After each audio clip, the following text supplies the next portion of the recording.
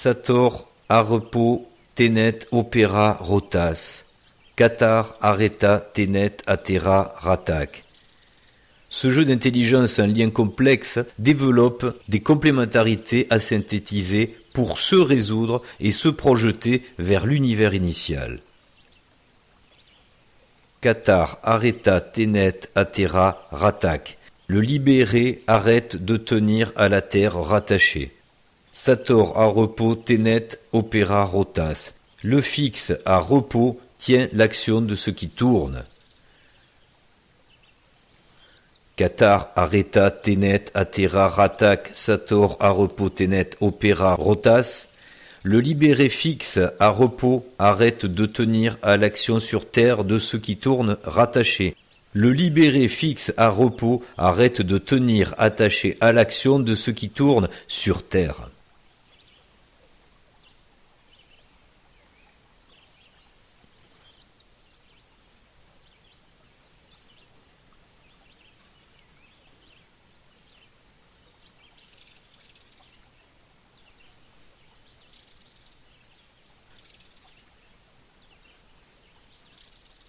Retour des Cathares 700 ans après la promesse, pour se souvenir de l'Arcadie ou rester en Acrasie. Dans le souvenir du lyrisme amoureux, laurier reverdira et vraie moitié de cœur retrouvera. La réincarnation relative ou se réveiller dans l'absolu. Le bon, le beau et le juste sens de Notre Père qui êtes aux cieux, Père, P-A-I-R-E. Comme prévu dans ce moment du cycle et dans l'ouvrage présent, s'ouvre un temps propice où les informations et la capacité de raisonner sont disponibles. Une conscience moi-je peut dès lors se concentrer pour comprendre la différence entre un retour par défaut en Acrasie ou se souvenir de l'Arcadie en la définissant. La langue française, encore très pertinente en démonstration des différences logiques entre l'absolu et le relatif, indique bien que dans ces cycles de réincarnation, naître est une négation de l'être. Pour le retour en Arcadie, où la naissance et la mort restent une idée exclusivement relative, nous allons préciser quelles circonstances peuvent provoquer le départ de l'Acrasie.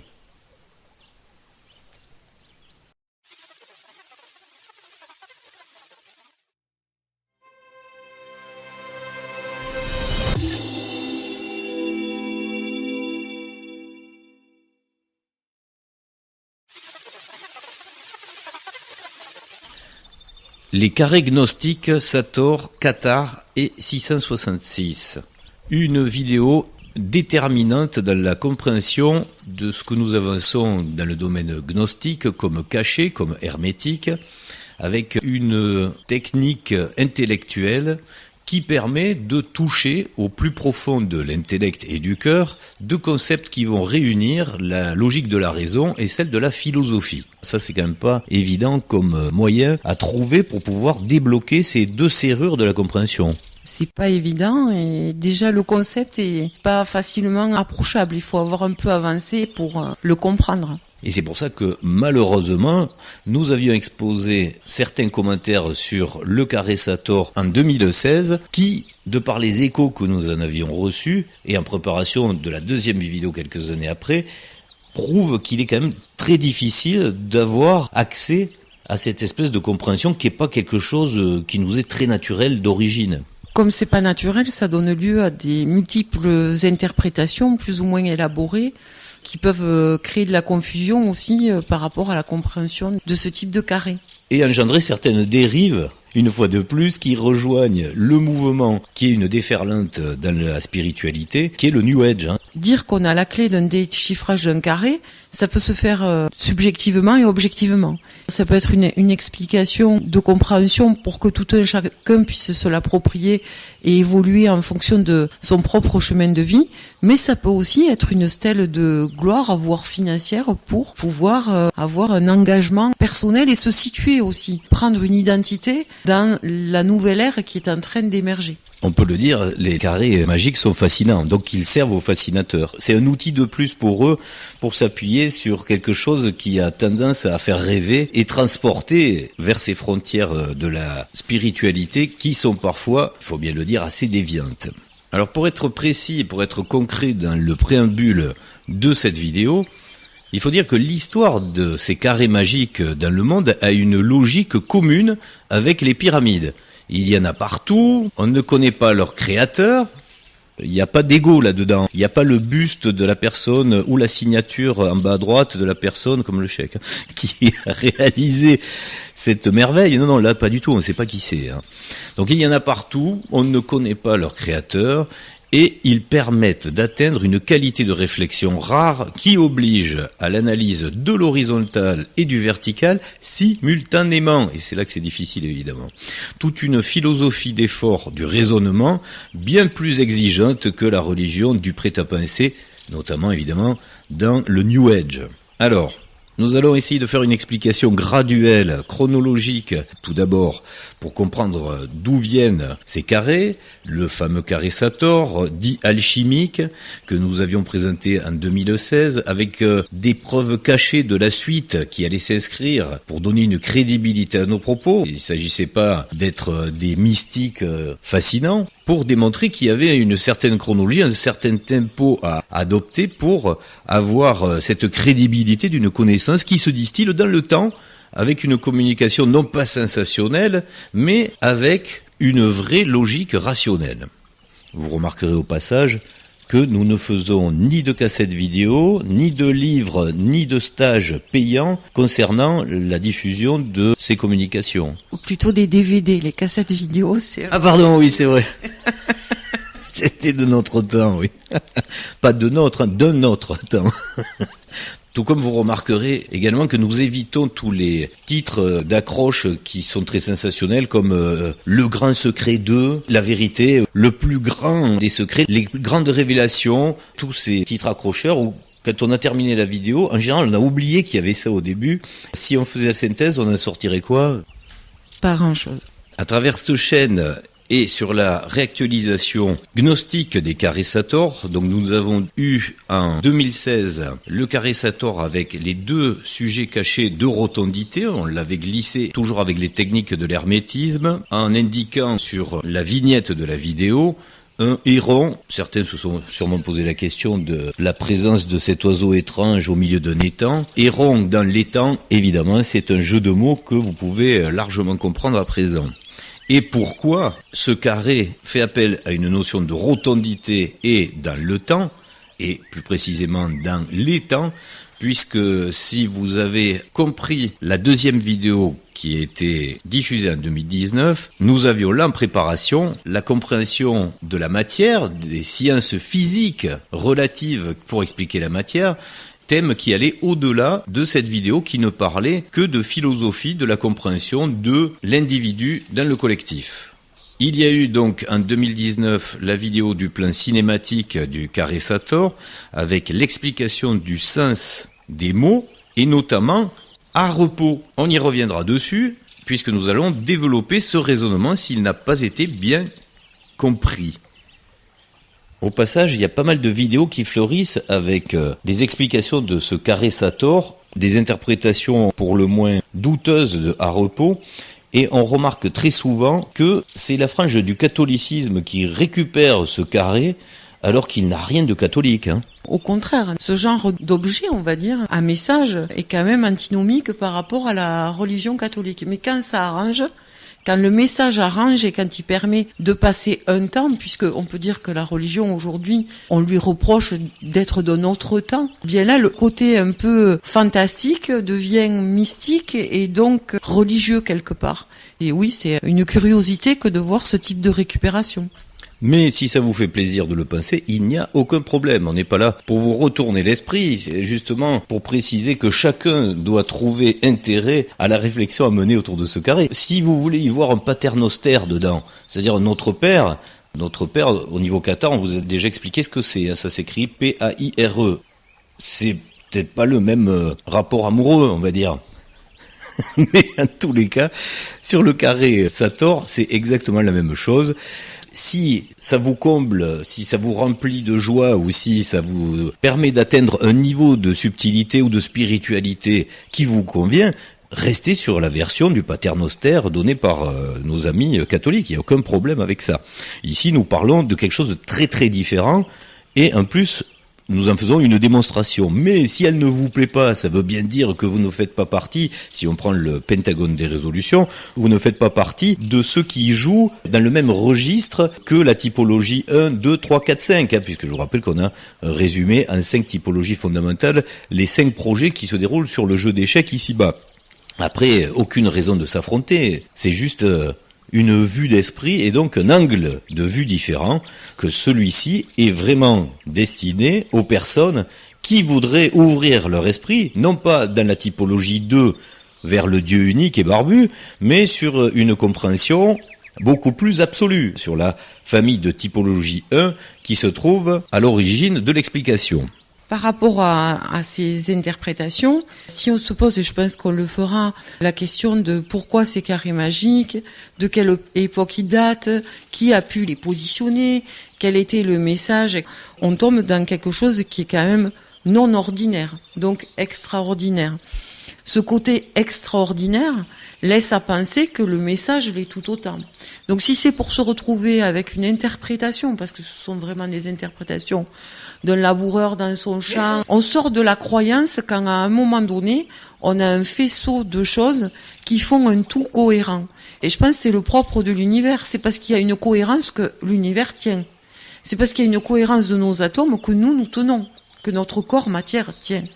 Au-delà de tout l'aspect mystique, et si on veut sortir de la croyance et justement se dire que ce que l'on pense est bien quelque chose qui est à la fois cœur et raison, parce que c'est le cœur qui nous guide, c'est le cœur qui fait qu'on est attiré par quelque chose. Il y a quelque chose qui résonne en nous, mais par le cœur. Mais si on veut faire le lien des deux, il faut que le tout soit cohérent. Donc on peut pas se dire que s'il s'agit de parler d'un laboureur dans son champ, la Bible le fait. Je dis pas que la Bible est ordinaire. Toutes les religions monothéistes ont leurs textes. Et là, c'est quelque chose de différent. On est sur un message qui est dévoilé d'une certaine façon, qui n'est pas glorifiant, qui est anonyme, exprimé dans un propos qui est hermétique. Donc il faut se mettre un petit peu en hauteur pour être à la hauteur du message. On est sur quelque chose qui a vocation à élever un individu, parce que l'individu veut s'élever au message, et pas dans quelque chose qui est, je dirais, dans la croyance ordinaire. C'est vraiment un palier, normalement, qui doit nous faire monter à l'étage du dessus, et pas dans une parabole comme on l'a dans des textes religieux. On en revient une fois de plus à la question fondamentale qu'on doit se poser une fois qu'on a terminé une vidéo. Là, le raisonnement est le même une fois qu'on a terminé d'écouter quelqu'un qui développe un raisonnement sur le carré Sator. Est-ce que ce qu'il m'a apporté est vraiment extraordinaire? Est-ce que ça va changer ma vie? Est-ce que je suis sur le point de développer une certaine transcendance d'évolution? Ou est-ce que ça n'a au final rien changé à part une espèce de fausse démystification? Puisque là, les interprétations qui sont données, c'est malheureusement terriblement démystifiant et en plus abêtissant, comme tu dis, que ce soit le fait de plonger une charrue dans la terre ou de faire un Notre Père qui est aux cieux, ça n'a pas changé l'humanité, on est bien d'accord. C'est pour ça que nous voulions bien faire le distinguo entre la fausse fascination et ce que permet vraiment d'atteindre ce type d'artefact. C'est vraiment une merveille, c'est quelque chose d'extraordinaire. Quand on prend conscience de la totalité de l'intelligence qui se trouve là-dedans, en multicouche en plus, ça fait appel à quelque chose qu'on retrouve d'ailleurs dans la Kabbale, des redondances sur plusieurs niveaux qui nous font comprendre que c'est pas quelqu'un d'ici qui l'a fait, c'est pas possible, puisque ça ferait intervenir des problématiques même de sémantique, c'est-à-dire à la source des langues, pour pouvoir donner une faisabilité à un schéma qui fonctionne en 3 dimensions, avec des mots, et en plus avec l'idée qu'il représente dans son fonctionnement, dans le volume de son déplacement, etc. Donc, pour poursuivre la chronologie des choses qui ont traversé le temps et qui, très souvent, n'ont pas été révélées à la hauteur du message qu'elle voulait laisser, et là, comme nous sommes à la fin des temps, évidemment, c'est normal qu'elle se révèle, il y a aussi, en 2021, en date prévue par Bélibast, il y a 700 ans, un petit peu plus maintenant, le carré Qatar qui est revenu dans le champ informatif de ceux qui cherchent ou chercheront la transcendance de raison absolue. Nous verrons d'ailleurs vers la fin de la vidéo que ces deux carrés répondent à la même logique et la même origine, que ce soit sur le sens donné, mais aussi sur la cohérence de la réapparition géographique. Et ça, on va en parler très rapidement. On peut bien le dire à travers ce petit voyage que nous vous proposons sur les diapositives qui se succèdent actuellement. C'est l'exploration dans l'Aude, dans le Razès, plus précisément entre le mont Bugarache et les gorges de Galamus, qu'une petite randonnée peut vous permettre de retrouver le concentré, le condensé de ces carrés magiques dont nous avons parlé, donc le carré Sator et le carré Cathare. Pour refaire un petit peu d'histoire, il faut vous préciser, pour remettre dans le contexte, donc il y a un petit peu plus de 700 ans, comme il l'avait promis, le soi-disant dernier des Cathares, Guillaume Bélibaste, qui fut sauvagement sacrifié par le feu, une fois de plus. C'est quelque chose qui fascine aussi, ça, dans l'horreur, les flammes. On reviendra pas sur des vidéos que nous avons déjà développées par rapport à ce concept qui, quelque part, doit être aussi compris sur les stratégies du jeu en réincarnation qui font que le jeu serait beaucoup moins délicat s'il n'y avait pas à gérer ces chaos des vies successives qui ont été contrariés par des gros traumatismes. Et ça, c'est le jeu de chaque typologie sur le jeu d'échecs qui, quand elles sont dans un logiciel de violence et de domination, sont prêtes à des exactions terribles puisqu'elles savent que ça fonctionne. Et elles savent aussi que ça fonctionne non seulement dans le présent pour la peur aux contemporains, mais aussi dans le temps pour les mémoires qui ont des problèmes à devoir continuer, ce pourquoi elles ont créé ces espèces d'énigmes, tout comme les carrés magiques. Comme tu disais tout à l'heure, pourquoi ils ont traversé l'histoire, et notamment des autorités catholiques, on en trouve même à Sienne sur une église. On peut imaginer donc que l'église catholique ne comprenait pas du tout ce qu'il y avait là-dessus, sinon ils ne l'auraient pas laissé. On peut se demander comment ça a pu se glisser et quel a été l'argument pour que ce soit accepté. Le fait est que quand il faut que ce soit quelque part, ça y est. C'est ce qu'il faut se dire, c'est que la surprise, elle ne doit pas nous interroger simplement et puis peut-être comment ça se fait puis on n'y pense plus. Non, il faut se dire, c'est tellement surprenant que ça a été accepté qu'il a fallu quelque chose peut-être qui dépasse notre propre physique pour se dire que ça y a été et que ça y demeure. Justement, ça reprend ce qu'on retrouve aujourd'hui, en réminiscence des réincarnations. Ceux qui font des vidéos pour expliquer que c'est un paternostère, on imagine bien donc de quelle descendance il se trouve dans le jeu. Il y a cette filiation encore intellectuelle d'avoir à défendre chacun sa position par rapport à ces choses-là. Et si on revient en arrière, on imagine bien une scène en Italie, à Sienne, quelqu'un qui va voir pendant la construction de la cathédrale, hey, dis-moi, je vais te proposer, tu vas voir, on va mettre un truc, c'est joli là, c'est chouette. Ah oui, c'est quoi ça? Oh, le paternostère et tout. Ah bon, c'est bien ça là. Et puis, en fait, ça y est, le carré, il y est. Et puis, ça dérange personne, mais en fait, personne sait que ça va servir pour plus tard. Ou, en tous les cas, pour un groupe gnostique qui, lui, rigole à chaque fois énormément de voir ça, évidemment, sur un édifice qui ne doit pas être détruit puisqu'il fait partie de l'autorité en place. Fait au-delà de la rigolade, je pense aussi que on se laisse ce type de message pour voir sur une ou plusieurs vies après se donner des chances de pouvoir continuer ce qu'on a à faire, parce que justement les traumatismes dont tu parles, quand on a été noyé, quand on a été brûlé, quand on a été torturé sur une vie, il y a des gens à qui ces carrés magiques parlent, mais l'interprétation a changé parce que le traumatisme est trop grand et on n'arrive pas sur les vies d'après à l'intégrer. On peut s'être perdu dans ce qu'on est venu faire de par les traumatismes. C'est pour ça que je disais que donner des interprétations non extraordinaires et ne pas les mettre dans un tout cohérent, c'est se tromper forcément. Voilà, et on peut, à travers ce qui se passe aujourd'hui sur la fin des temps et sur l'échiquier, comprendre certaines communications de personnes qui sont justement ces victimes de gros chocs et qui ont fait partie de cette gnose qui avait la connaissance, que ce soit des cathares, des templiers, et qui aujourd'hui sont en réincarnation déviante. C'est tout à fait normal que ça existe et que ce soit pris dans la confusion de ce chaos présent qui est celui de la fin des temps.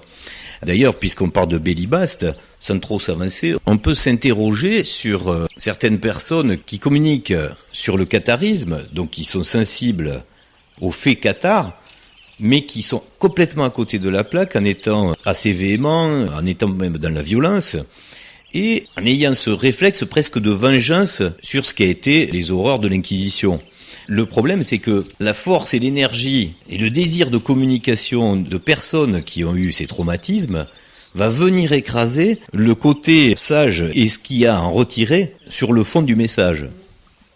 Mais c'est quelque chose de tout à fait normal et très logique dans la continuité de ce que nous faisons tous sur le jeu d'échecs.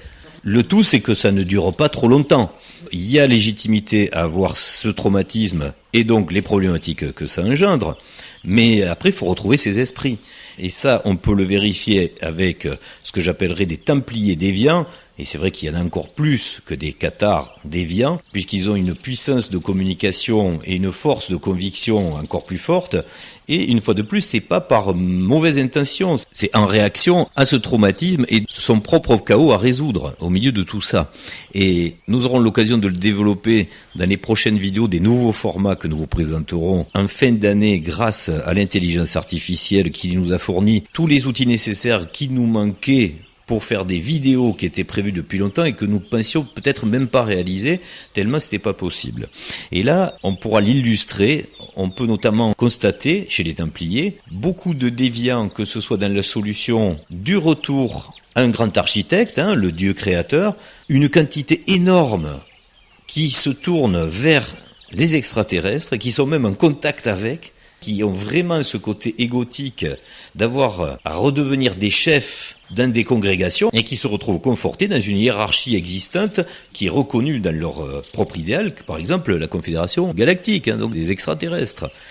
Et qui ont, par contre, là c'est déjà plus problématique, qui ont malheureusement l'occasion de se servir de ce qu'ils avaient déjà réalisé à l'époque, en laissant par exemple des tuiles cassées qu'on peut réunir, etc.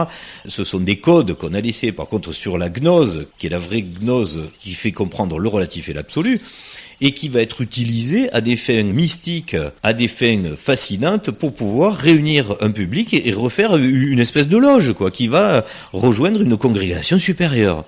Ça, on en voit beaucoup. On en voit beaucoup, oui.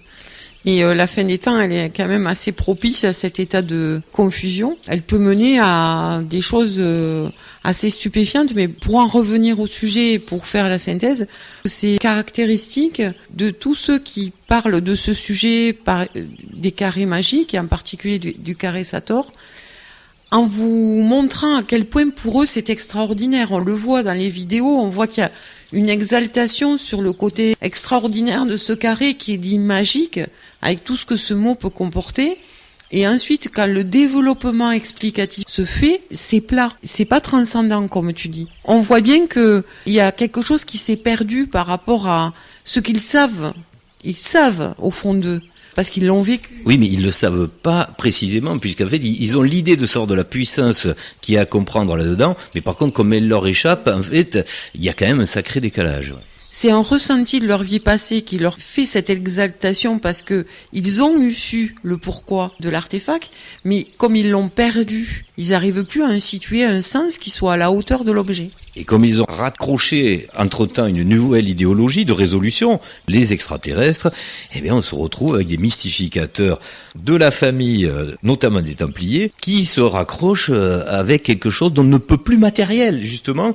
C'est une autre évolution dans le jeu qui vient d'ailleurs avec de la technologie supérieure qui revient améliorer le quotidien d'un pauvre relatif que, au final, nous voulons quitter, évidemment. Donc c'est quand même terrible. Alors, pour revenir aux cathares, puisque le problème est le même chez les cathares, nous avons Bélibast. On regarde cette carte pour comprendre un petit peu pourquoi nous faisons le lien entre le carré cathare et le carré Sator. Donc Bélibast, il y a 700 ans, il faut savoir qu'il a été sacrifié à Villerouge-Termenès, mais attention, Villerouge-Termenès, c'est pas très loin d'ailleurs de Cubières-sur-Sinoble, c'est le village Cubières où il est né.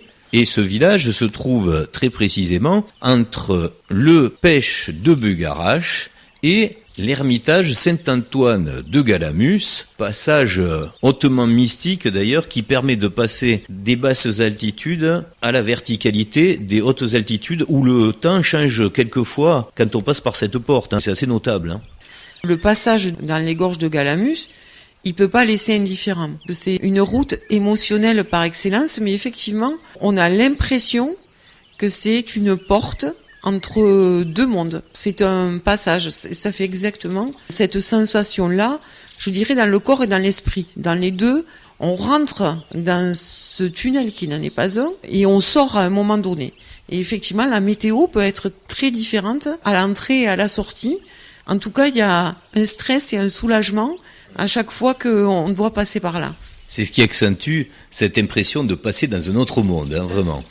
Et cette allégorie est belle d'ailleurs, puisque c'est la réalité des lieux chargés en histoire intellectuelle, mystique et de la transcendance, puisque l'histoire très riche des Cathares, c'est très très bien implanté dans ce coin-là, et notamment aux pêches du Bugarache qui contient une histoire encore bien plus ancienne certainement.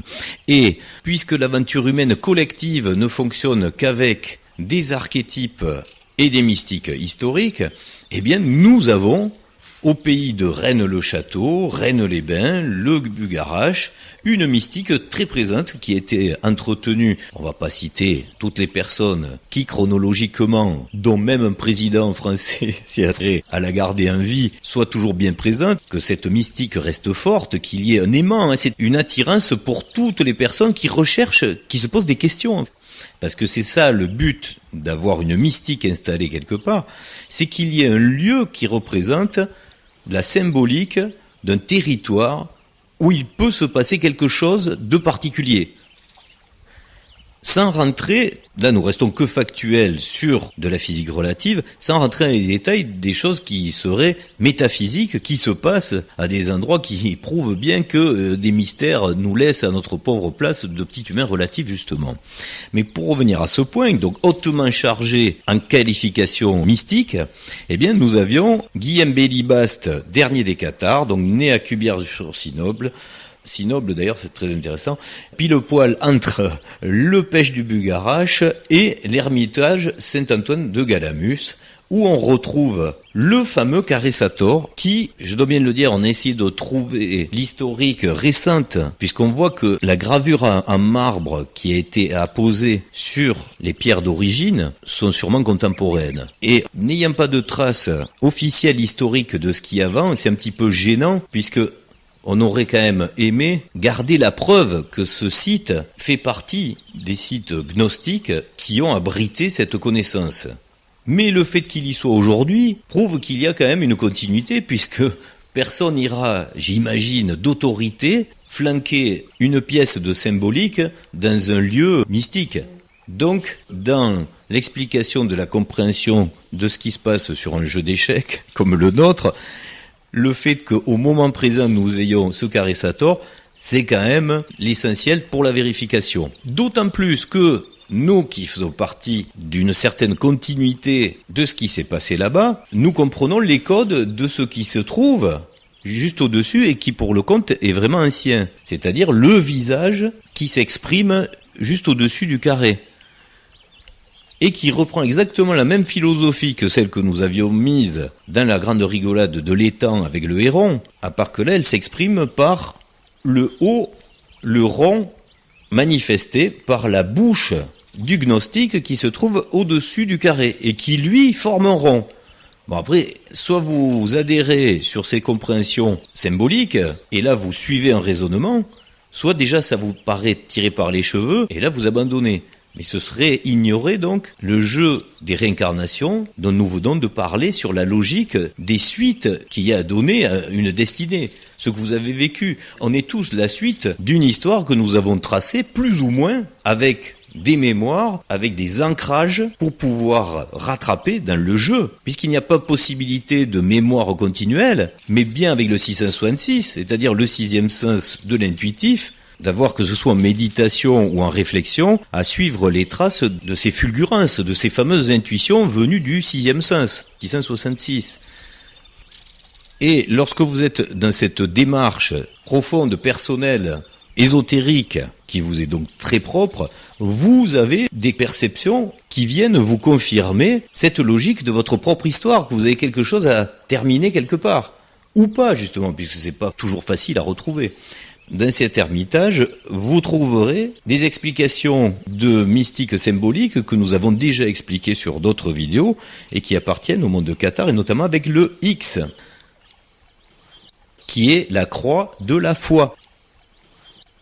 On a déjà expliqué en détail la différence entre la croix posée par le plus et celle de la multiplication qui est donnée par la foi, qui, entre parenthèses, va prendre un essor assez incroyable au niveau mondial, à croire même qu'elle va faire partie peut-être du basculement vers la prochaine ère, puisqu'elle va être utilisée à outrance par Elon Musk et toute sa cohorte concernant le tout nouveau monde qui va s'imposer, que ce soit à travers des applications sur l'intelligence artificielle, sur l'univers virtuel de moyens bancaires ou d'applications diverses et variées pour vous simplifier la vie. Alors, on ne va pas parler en détail de stratégie, puisque ça on le fait en général dans la géopolitique sur la vidéo de fin d'année, où nous étudions dans le Pentagone des résolutions où en sont les 5 familles sur ce jeu d'échecs. Mais on peut au passage le dire, puisqu'on parle du X. On revient à la visite de cet ermitage pour, et c'est cocasse, signaler, c'est presque du vandalisme, mais il fallait quand même le corriger. Le centre de cette gravure, le N, n'était pas dans le bon sens, effectivement. Alors quelqu'un de très avisé, mais qui n'était pas équipé de bon matériel, on dirait, parce que c'est mal fait. C'est pas bien fait, mais si c'est la reproduction de ce qui avait été fait, qui avait été corrigé sous l'ancienne plaque, on a au moins reproduit la même chose. Parce que le N est à l'envers. Il ne faut pas mettre un N à l'endroit sur un carré Sator. Là aussi, on l'a déjà expliqué pourquoi c'est un N à l'envers.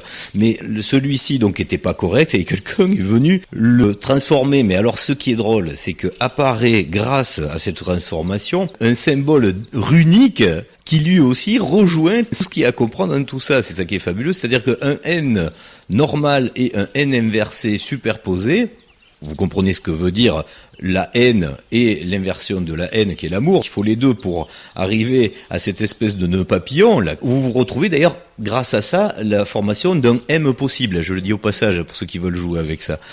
Et c'est en rune la lettre d'Agaz. C'est la lettre qui symbolise le passage d'un état à un autre. Et c'est la symbolique du X qui nous est chère, puisque vous le savez, c'est la croix de la foi.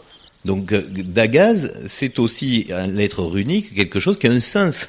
Cet événement qui peut paraître une erreur permet de pratiquer quelque chose qui nous est cher également dans l'hermétisme, c'est de jouer avec de la géométrie en miroir, en superposition, et le fait de ne pas le faire soi-même, mais que quelqu'un par correction le fasse pour rétablir une vérité géométrique, révèle une nouvelle vérité géométrique qu'on n'aurait pas forcément explorée. Oui, sachant que ce quelqu'un, on ne peut jamais exclure que ce soit son prochain qui corrige. Exactement. C'est ça le prochain. Quand on parle du prochain, aimer son prochain, on est le prochain de la réincarnation d'avant. Tout à fait. Et on peut se dire que ce que on peut penser une erreur, en fait, ça aurait été lissé et corrigé, de sorte qu'on ne voit pas ce qui avait été fait avant. Ça aurait été une erreur. Mais là, on parle de quelque chose qui, une fois corrigé, fait apparaître autre chose.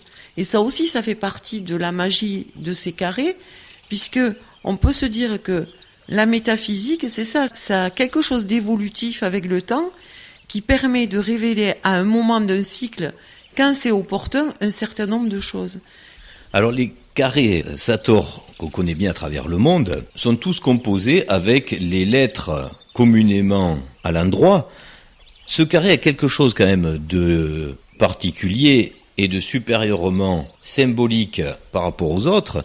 Ça veut dire que la personne qui l'a gravé, ou la personne qui l'a fait graver, connaissait le sens de fonctionnement de ce carré magique, puisque vous remarquerez la subtilité des T de Ténet qui sont correctement orientés, c'est-à-dire qui décrivent en partie supérieure et en partie inférieure une inversion, et en partie miroir droite et gauche également, une symétrie qui laisse comprendre la rotativité.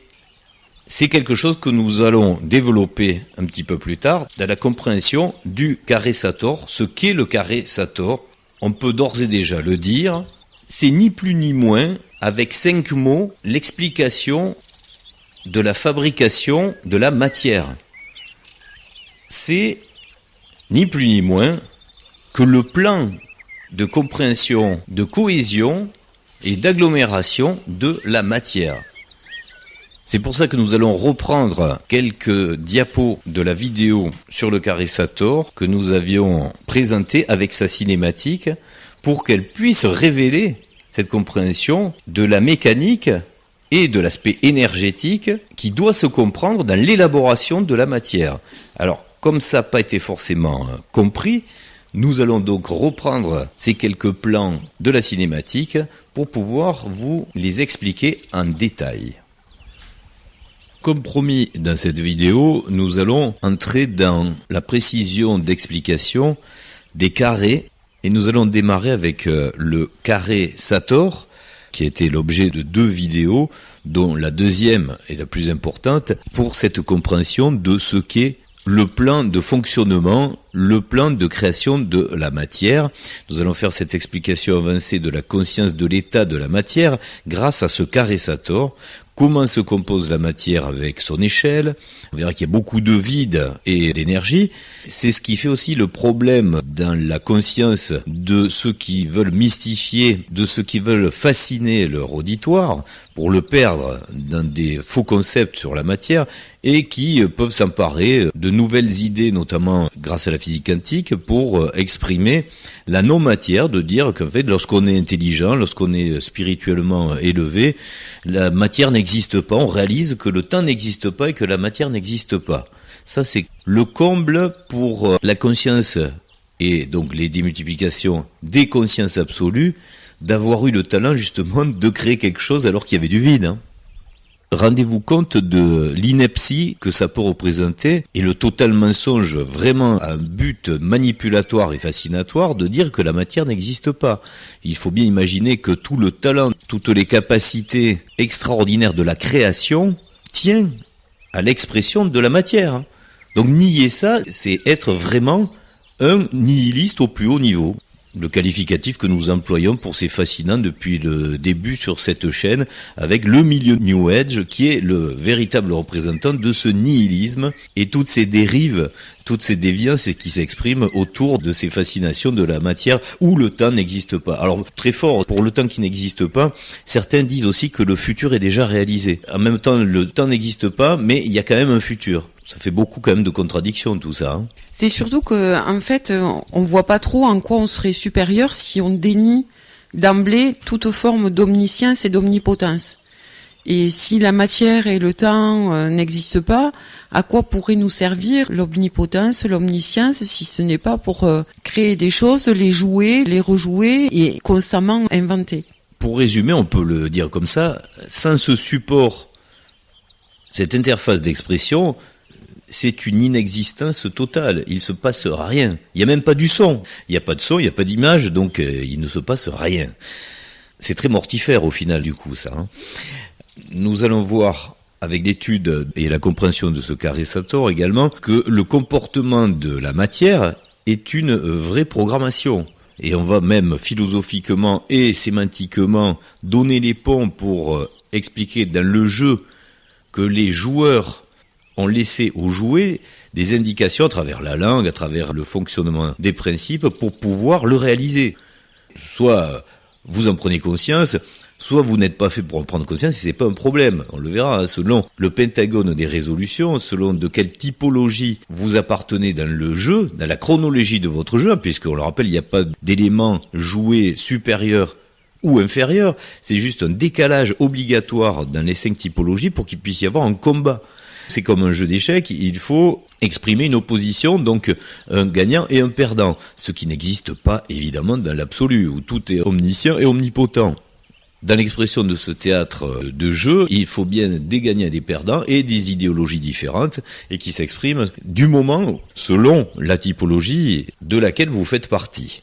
Nous verrons que Sator à repos, ou plutôt à repos, il faudrait quand même s'habituer à l'exprimer correctement, Sator à repos, Tenet, Opera, Rotas, nous aide à comprendre la différence, et là on mettra un peu plus l'accent là-dessus pour bien le signifier, la différence entre l'univers relatif et l'univers absolu. Ce qui était tout à fait exprimé clairement d'ailleurs dans la religion égyptienne, avec Atum qui prenait l'expression Atum, ce dieu égyptien qui venait, comme par hasard, d'Héliopolis. Intéressez-vous, si vous voulez faire le parallèle avec l'expression qu'il en est donnée dans la religion égyptienne, et vous comprendrez le rôle de l'unique pour le tout. C'est pas du tout du New Age, c'est vraiment une équation obligatoire de la physique et de la mathématique pour le monde exprimé dans la matière.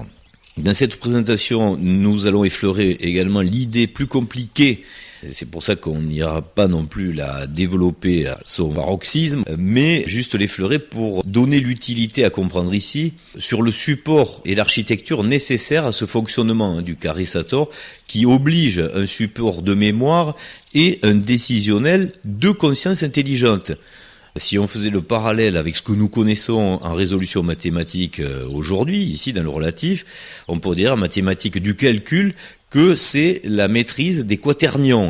Il y a cette compréhension à trouver dans le parallèle avec les quaternions. Bon, alors comme c'est très compliqué évidemment à développer, puis ça nous intéresse pas vraiment de rentrer dans ce détail de cette mécanique, ce qui nous intéresse c'est d'en aborder la conscience par rapport à la philosophie pour comprendre la cartographie générale du jeu, de l'interaction entre l'absolu et le relatif, pour ceux qui seraient de la typologie 1, de pouvoir le prendre en conscience pour réaliser le souhait d'avoir ajusté cette boussole, puisque comment on pourrait projeter son retour, donc son réveil de l'être du soi-je dans l'absolu, si dans le relatif, le moi-je n'en a pas eu l'idée. Ça peut arriver dans certains cas, mais là, dans cette transition, c'est pas le cas, donc il faut bien qu'il y ait une résolution. A priori, il vaut mieux, oui.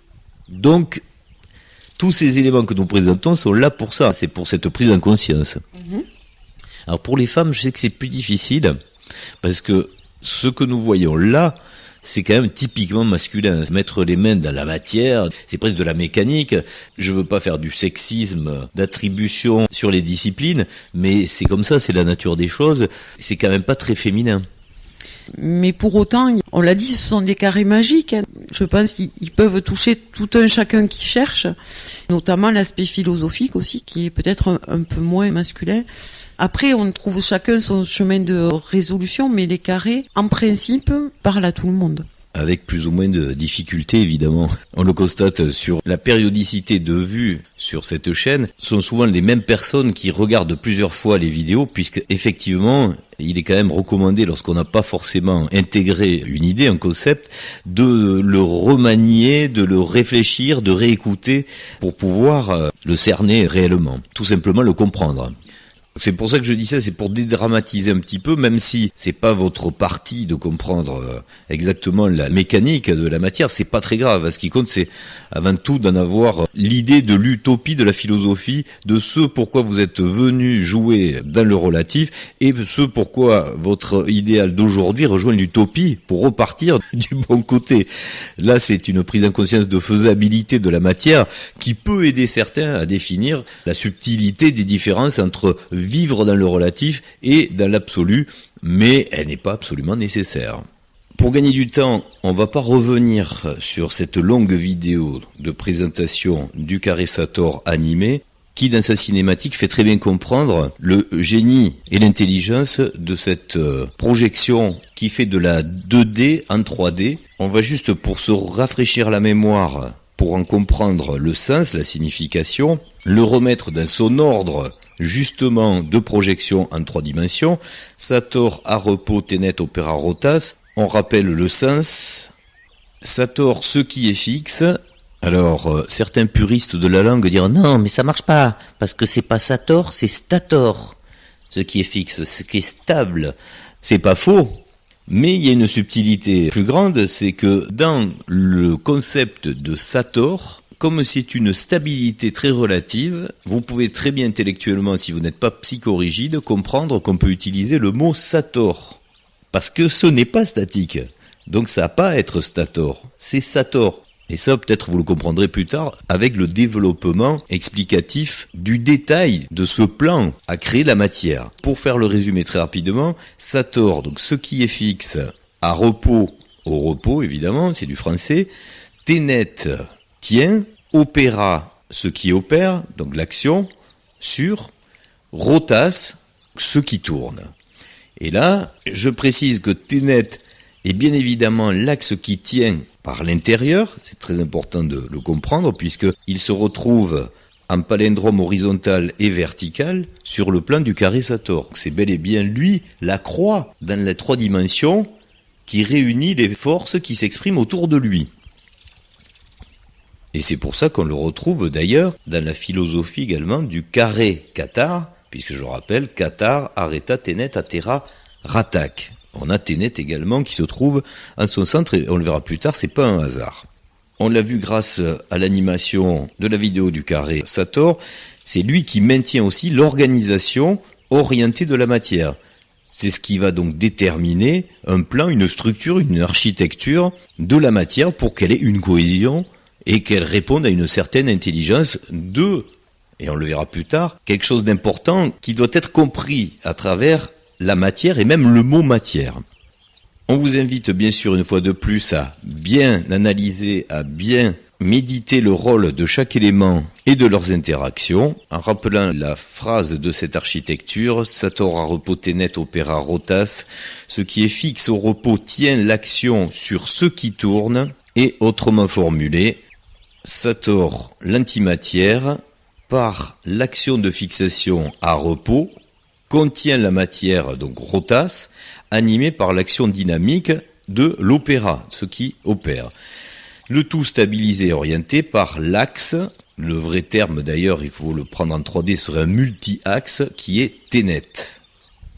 Le problème en tant que moi-je relatif, c'est que dans la conscience relative, l'incompréhension qui est nécessaire d'ailleurs pour le jeu de Sator à repos peut se perdre dans la métaphysique magique déviante. On en a parlé, c'est ce qui fait l'incompréhension de la métaphysique qui entraîne le New Age à pouvoir gruger les moi-je dans un raisonnement absolument faux, alors qu'il est clair et net lorsqu'on comprend comment la métaphysique s'articule, que peut représenter cette fameuse combinaison de Sator à repos. C'est d'ailleurs, on le redit au passage, le fameux mystère de la physique, dans la cosmologie aussi d'ailleurs, de ce qui est appelé la matière noire ou l'antimatière. C'est tout simplement l'aspect métaphysique. C'est la chose qu'on ne comprend pas encore dans l'équation, et c'est tout à fait normal, puisque selon le degré de conscience que vous avez en tant que moi-je dans l'étape du jeu, dans la chronologie du pentagone des résolutions, de par votre conscience, vous n'avez pas droit forcément à la même maîtrise de la physique et de l'énergie. Et ça, vous le comprenez lorsqu'on va développer un petit peu plus loin l'imagerie, la compréhension par l'image de ce qui est très petit, de ce qui s'opère dans la matière, c'est que cette cohésion qui tient les choses, qui tient les planètes autour du Soleil, qui tient l'électron ou les atomes dans une articulation de cohérence, c'est bel et bien pour nous de la métaphysique. C'est au-dessus de la physique exprimable et explicable par le moi-je du relatif. Nous en étions arrivés à mettre en forme ce qu'exprime la phrase du carré Sator avec ce plan-là d'articulation en 3D. Je pense qu'il n'y a rien à dire de plus, il est clair. Sator, c'est bien ce qui tient, la matière noire, ce qui est appelé l'antimatière, et qui tient à travers l'axe de Ténet et sa partie manifestée rotas, qui, elle, en fait, est le fruit de l'opération, c'est-à-dire de l'énergie déployée pour qu'il se passe quelque chose. Ce plan est réellement la mécanique de base de l'expression de la matière. Ni plus ni moins, c'est quand même quelque chose d'exceptionnel, une performance incroyable intellectuellement, d'avoir pu, je ne sais pas si vous arrivez à saisir la magnificence de ce plan-là, d'avoir pu exprimer avec 5 mots ce qui constitue le tout de la matière exprimée. C'est quand même quelque chose d'extraordinaire. Ça n'a rien à voir avec le paternoster ou des laboureurs, comme tu disais, qui charruent les champs. C'est quelque chose pour la conscience d'un individu qui est déterminant dans sa connaissance du zoom de ce qui fait son environnement et de quoi il est lui-même composé. C'est un peu le fondamental. Donc on passe rapidement, puisque si vous n'avez pas encore saisi cette architecture de la matière, nous vous invitons bien sûr à aller voir la vidéo complète à ce sujet pour son animation. Mais là, nous allons entrer dans les détails de ce que ça implique dans notre compréhension entre notamment les différences entre le comportement de la matière dans le relatif et dans l'absolu. Puisqu'il faut le rappeler au passage, nous l'avions déjà glissé dans pas mal de nos explications en vidéo, la différence déterminante de l'état de la matière entre le relatif et l'absolu, c'est bien le comportement qui répond d'une programmation de la matière. On l'avait illustré sur des photos qui montraient bien des végétations dégradées et des végétations qui pouvaient rester stables dans un système qui n'est pas le nôtre, puisque nous ne connaissons que la matière qui se dégrade et qui sert d'ailleurs, paroxysme de la folie du jeu, qui sert de compost pour la suite de la vie, donc la reproduction. C'est quelque part, vu de l'absolu, schizophrène et même qui touche à la psychopathie. C'est le propre de l'entropie en fait. C'est de l'entropie, quelque chose qui n'existe pas dans l'absolu, qui, lui, et là on peut le mettre le T, qui est stable. Même si ça bouge, son état l'est, donc il est stable. Ce petit préambule, c'était pour vous rappeler que vous constatez réellement tous les jours cette entropie qui nous casse les pieds, il faut bien le dire, et autre chose même, puisque vous pouvez la constater dans la dégradation de votre automobile qui tombe en panne, les végétaux qui ont quelquefois des difficultés à pousser pour vous nourrir, ces belles fleurs que vous voulez entretenir qui devront être renouvelées chaque année, sinon le massif va se perdre. Notamment, tu as remarqué, surtout dans des herbes qu'on ne veut pas. Oui, voilà, c'est ça. Mais c'est ce qui fait qu'ici, si on n'a pas un point de recherche, si on ne cherche pas à comprendre qui on est, ce qu'on fait ici, pourquoi ici, quel est le sens de notre vie quelque part, et ce qui nous permet après d'envisager le où on va. C'est un jour sans fin en fait. C'est un jour sans fin. On nettoie, on salit, on coupe, ça repousse, on vit un jour sans fin. Toi qui entretiens des massifs fleuris, par exemple, tu en as vraiment ras-le-bol de remettre l'ouvrage sur le métier. Je pense que tu me dis ça parce que tu as noté un relâchement certain. Je crois qu'on en a tous un petit peu assez de traîner dans le relatif. On a envie de profiter quand même de la stabilité de l'absolu. Voilà, c'est-à-dire beaucoup de travail pour... En fait, si on fait un petit peu attention, si on est un peu dans l'observation en particulier de la nature, que beaucoup disent « Oh, elle est si belle, la nature ». Non, elle est pas du tout belle. Laissez la nature faire, vous aurez des ronces partout. Et si on analyse un petit peu, on prend en considération la somme d'énergie, puisque notre travail, ce n'est que de l'énergie, et du temps, même si pour certains, il n'existe pas. Quelque part aussi, c'est le but du jeu. Mais pour certains, ça devient insupportable. C'est le but. Si effectivement on est en recherche, on le comprend très bien ce but. Et effectivement, s'il n'y avait pas cette entropie, si nous-mêmes on ne vieillissait pas, etc., le jeu serait pas du tout le même. Le jeu, il est dans la dualité et l'entropie. J'en reviens encore une fois au fait qu'on a la pression d'un temps limité pour arriver à ce but une fois qu'on l'a déterminé. C'est pour ça que certains sont encore très amoureux de ce jeu et n'ont pas du tout comme projet d'en sortir. Donc vous comprenez bien qu'il n'y a pas de religion universelle à prôner ou à avancer ou quoi que ce soit à imposer, puisque dans le fonctionnement, pour que le jeu ait lieu, il faut des interactions de contradictions, donc des typologies différentes. Et c'est bien pour ça que si certains comme toi en ont ras-le-bol de jouer dans la matière, à être des transformateurs et non pas des créateurs, il faut bien se dire que certains ont vraiment cette passion, et c'est vrai qu'on la comprend puisqu'on l'a intégré complètement, de devoir être des alchimistes constamment en se servant de l'énergie et de la matière ici pour tout le temps la transformer, quoi.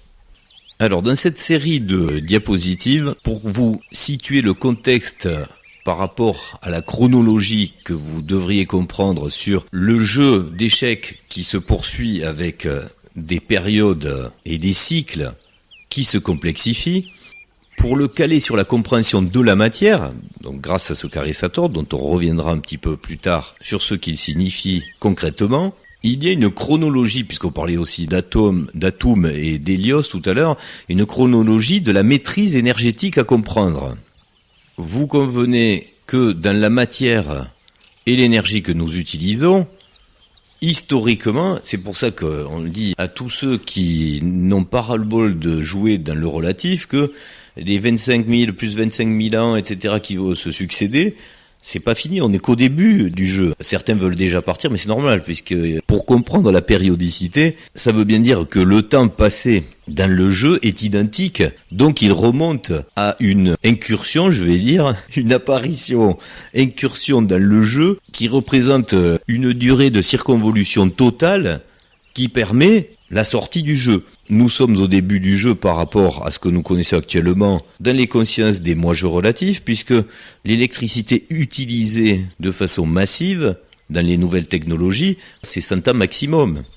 Mais juste avant, qu'est-ce que c'est qui nous servait dans la matière pour faire de l'énergie ? Le bois, par exemple, ou même la saloperie, le pétrole, pour faire du feu. C'était pour chauffer, pour faire la cuisson, pour s'éclairer aussi, il faut imaginer tout ça. Et dans la compréhension du pentagone des résolutions, avec la maîtrise technologique et énergétique qui s'y calque, nous sommes passés dans la compréhension de forces mécaniques que nous avions utilisées auparavant à travers l'esclavage pauvre bestiole des animaux, après par la mécanique, plus de la physique et de la chimie par la machine à vapeur, et enfin, comme nous l'évoquions juste avant, enfin, oui, le générateur électrique, ce qui va permettre de mouvoir l'électron.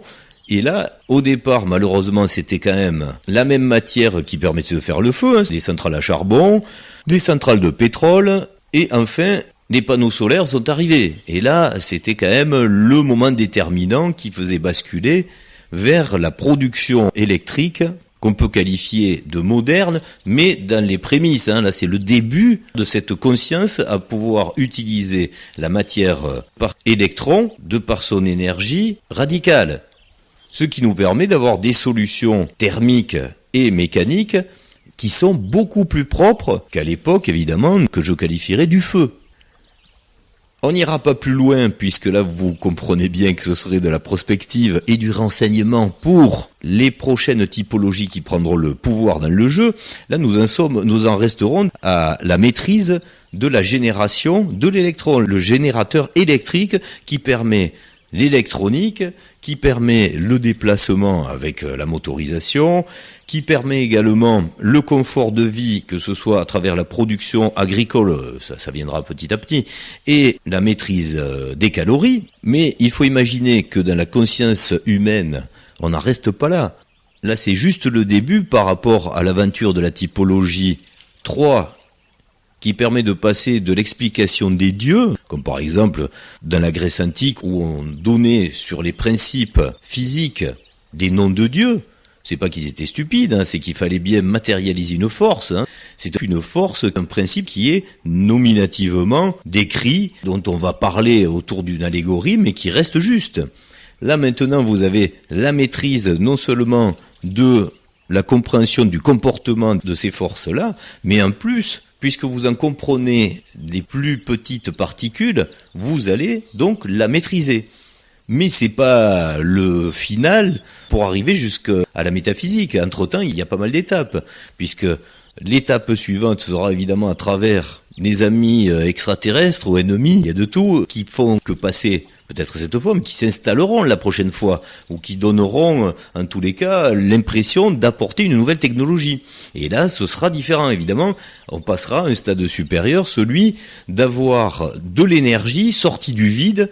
On est presque dans la métaphysique, là, il faut bien le dire. Ce sera une interface toujours dans la logique de la compréhension d'un moi-jeu relatif. On parlera par exemple de la physique des plasmas avec le contrôle aussi de la gravité, de l'antigravité, etc. Mais ça restera de la transformation. C'est pas de la création, c'est pas de l'omnipotence, c'est toujours d'avoir à prendre un élément qui existe déjà pour soit le modifier, soit le contrôler. Donc, vous pouvez tirer le fil de cette logique et vous comprendrez ce qui se passera après jusqu'à la typologie 5 de nos fameux faux métaphysiciens dont les sois-jeux, dont les joueurs auront donné de faux pouvoirs limités pour qu'ils s'affrontent dans la métaphysique avec les fameuses baguettes magiques et tout ça. Là, nous nous sommes arrêtés à notre époque, mais n'hésitez pas à faire des méditations pour bien comprendre où ça mène tout ce principe. Et dans ce schéma où on peut voir des forces rétrogrades, en sources génératrices qui vont fabriquer de l'électricité, On va même rajouter quelque chose qui fait un peu la période tampon de compréhension entre la matière la plus petite et son utilisation la plus grande, c'est-à-dire, comme on le disait tout à l'heure, il y a eu des combustibles fossiles, la force hydraulique ou éolienne, mais aussi cette fameuse fission nucléaire. Certains iront plus loin, même dans le délire de la fusion aussi nucléaire. Ce sont des sources de l'intelligence humaine relative utilisables, c'est vrai. Mais lorsqu'on comprend qu'est-ce qu'elle représente dans la physique, de la philosophie des émotions que moi-je est venu vivre dans le relatif, c'est un élément de destruction terrible. C'est un élément de destruction, une épée de Damoclès qui permet de vivre d'ailleurs des aventures fantastiques, puisque sur l'échiquier, c'est ce qui fait que dans la géopolitique, il existe des tiraillements, des stratégies extraordinaires. C'est vrai. Mais il faut bien comprendre que c'est aussi l'élément des émotions les plus crasseuses qui peuvent engendrer des situations les plus horribles. Toute cette chronologie de la maîtrise de l'énergie doit vous faire comprendre aussi que l'origine de l'énergie est unique. Que ce soit celle que nous avons évoquée à travers la fission, la fusion nucléaire, les forces hydrauliques, éoliennes, fossiles, etc. Dans le relatif, je dis bien dans le modèle d'un univers relatif, tout n'est engendré que par Hélios. Donc le soleil fournit les forces mécaniques, que ce soit à travers l'horizontalité, l'animal, la machine à vapeur, donc les combustibles fossiles, etc. Si vous avez compris, l'intelligence maintenant, c'est plutôt de passer en direct, c'est-à-dire dans le vertical, direct du soleil au photovoltaïque. Après, vous comprendrez ce que vous voudrez avec ça, mais le côté horizontal, une fois de plus, c'est à proscrire. C'est ce qui va créer des problèmes. Par contre, si vous voulez vivre un âge d'or qui sera le plus apaisé possible, et normalement ce sera le cas, vous allez utiliser, mais vous avez vu qu'il y a de la résistance quand même, Il y a toujours ce combat de ceux qui veulent, alors soit du pétrole, garder le pétrole, soit garder du nucléaire, qui vont vous dire les voitures électriques, c'est pas bien pour ceux qui veulent du pétrole. C'est plus compliqué pour ceux qui veulent garder les centrales nucléaires, les voitures électriques, c'est pas mal. Mais bon, il y en a trop, alors ils savent pas. Bon, là, on est dans un chaos très difficile, Mais dites-vous bien que des solutions, elles y sont.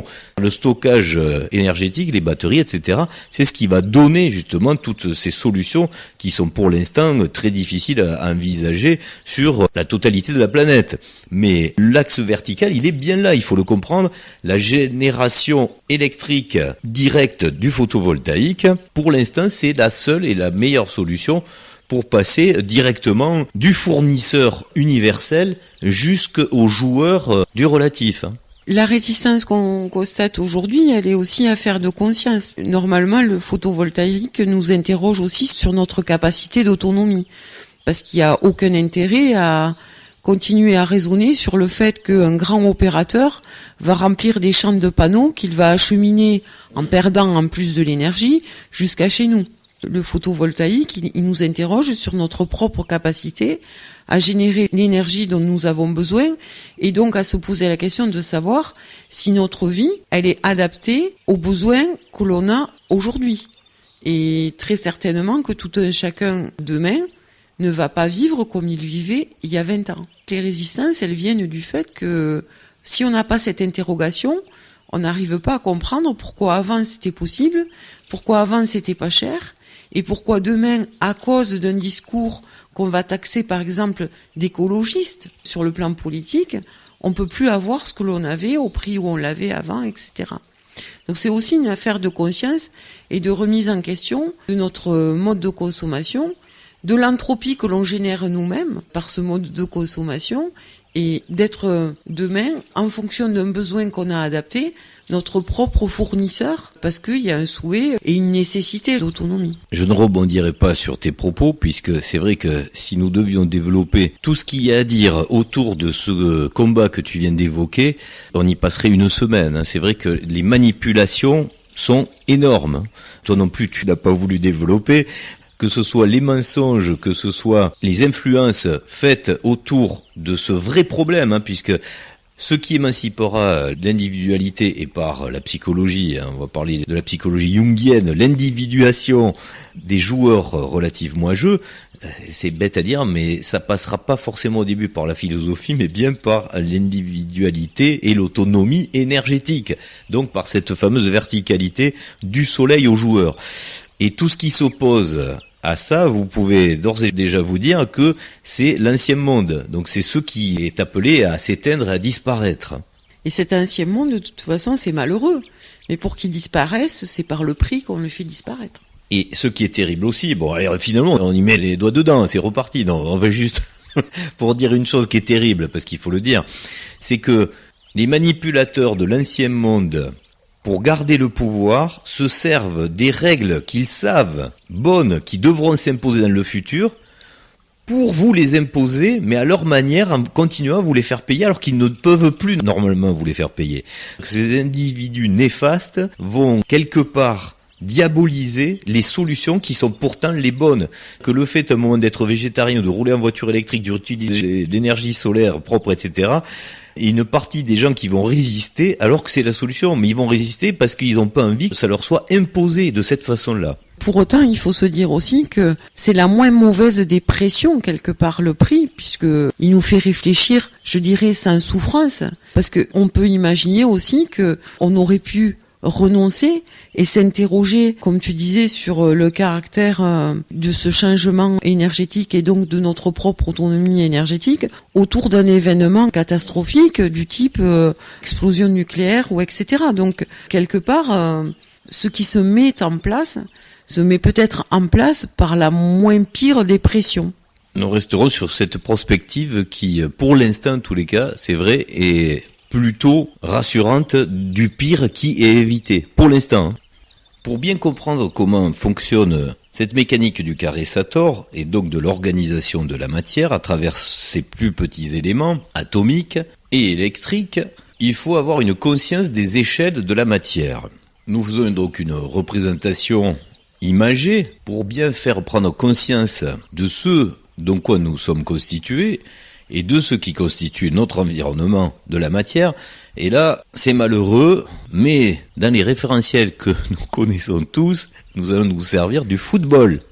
Ça va faire plaisir à tous les intellectuels, puisqu'on a tous en perception l'échelle que représente un stade de foot. Un stade de foot, c'est assez vaste, surtout quand nous allons préciser l'échelle atomique en proportion d'un stade de foot avec un noyau, le noyau de protons de l'atome qui se trouverait au centre de ce stade de foot, ce noyau qui aurait, on va zoomer, la taille d'un grain de riz au milieu de ce stade de foot. Donc ça c'est le noyau, et c'est au niveau des cages de but que graviteraient d'électrons. Il y aurait donc 50 mètres de vide entre le noyau et l'électron qui s'y rattache.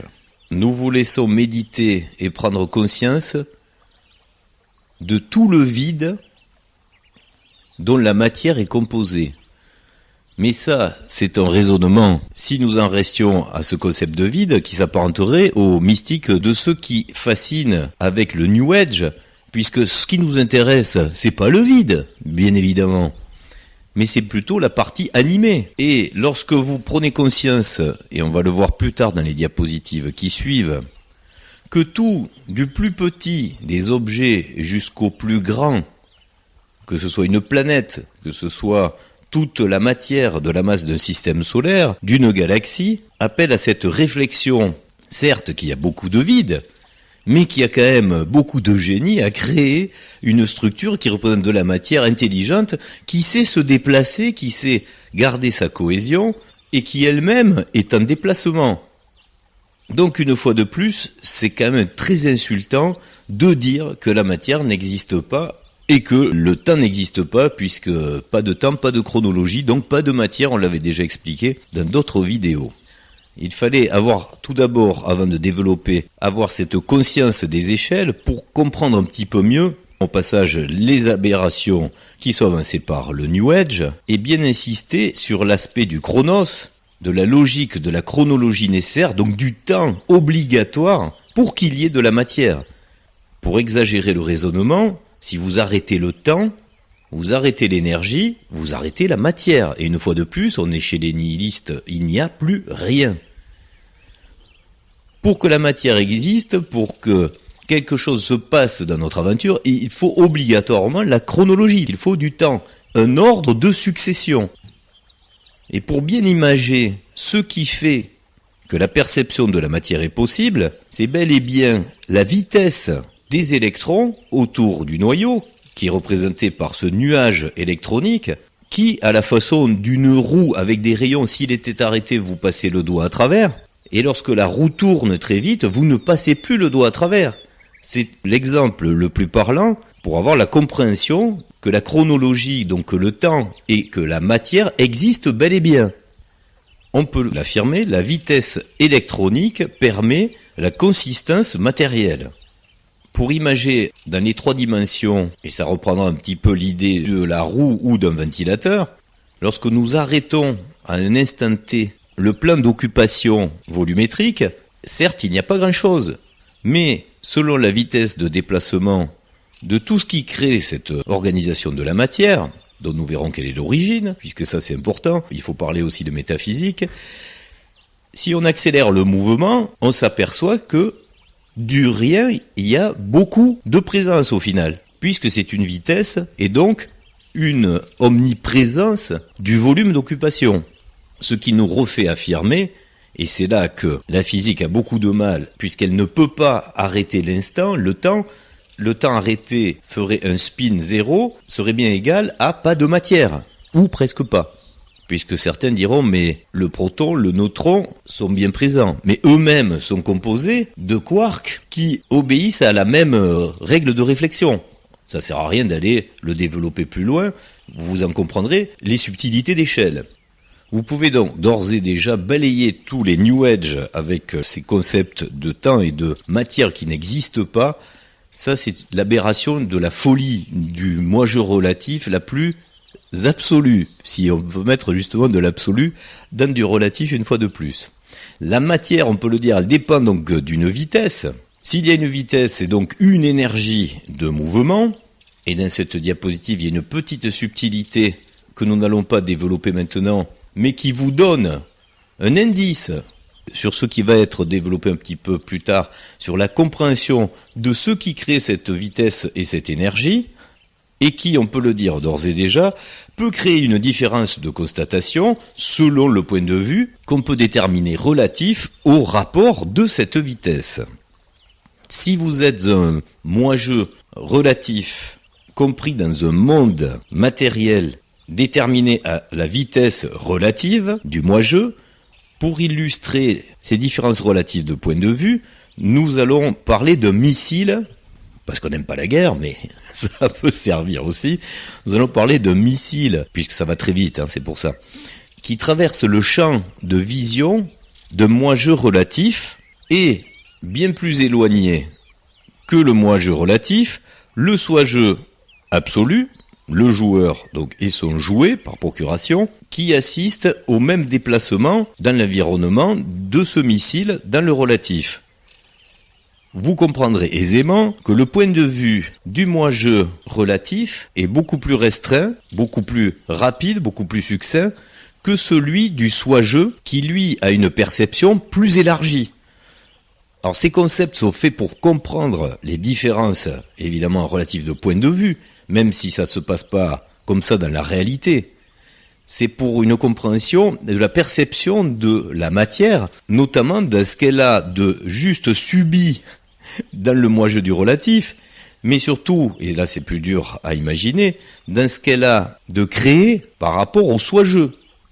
Dès lors, il devient pour nous ici plus facile de le rapporter à cette compréhension par rapport à une distance et une vitesse.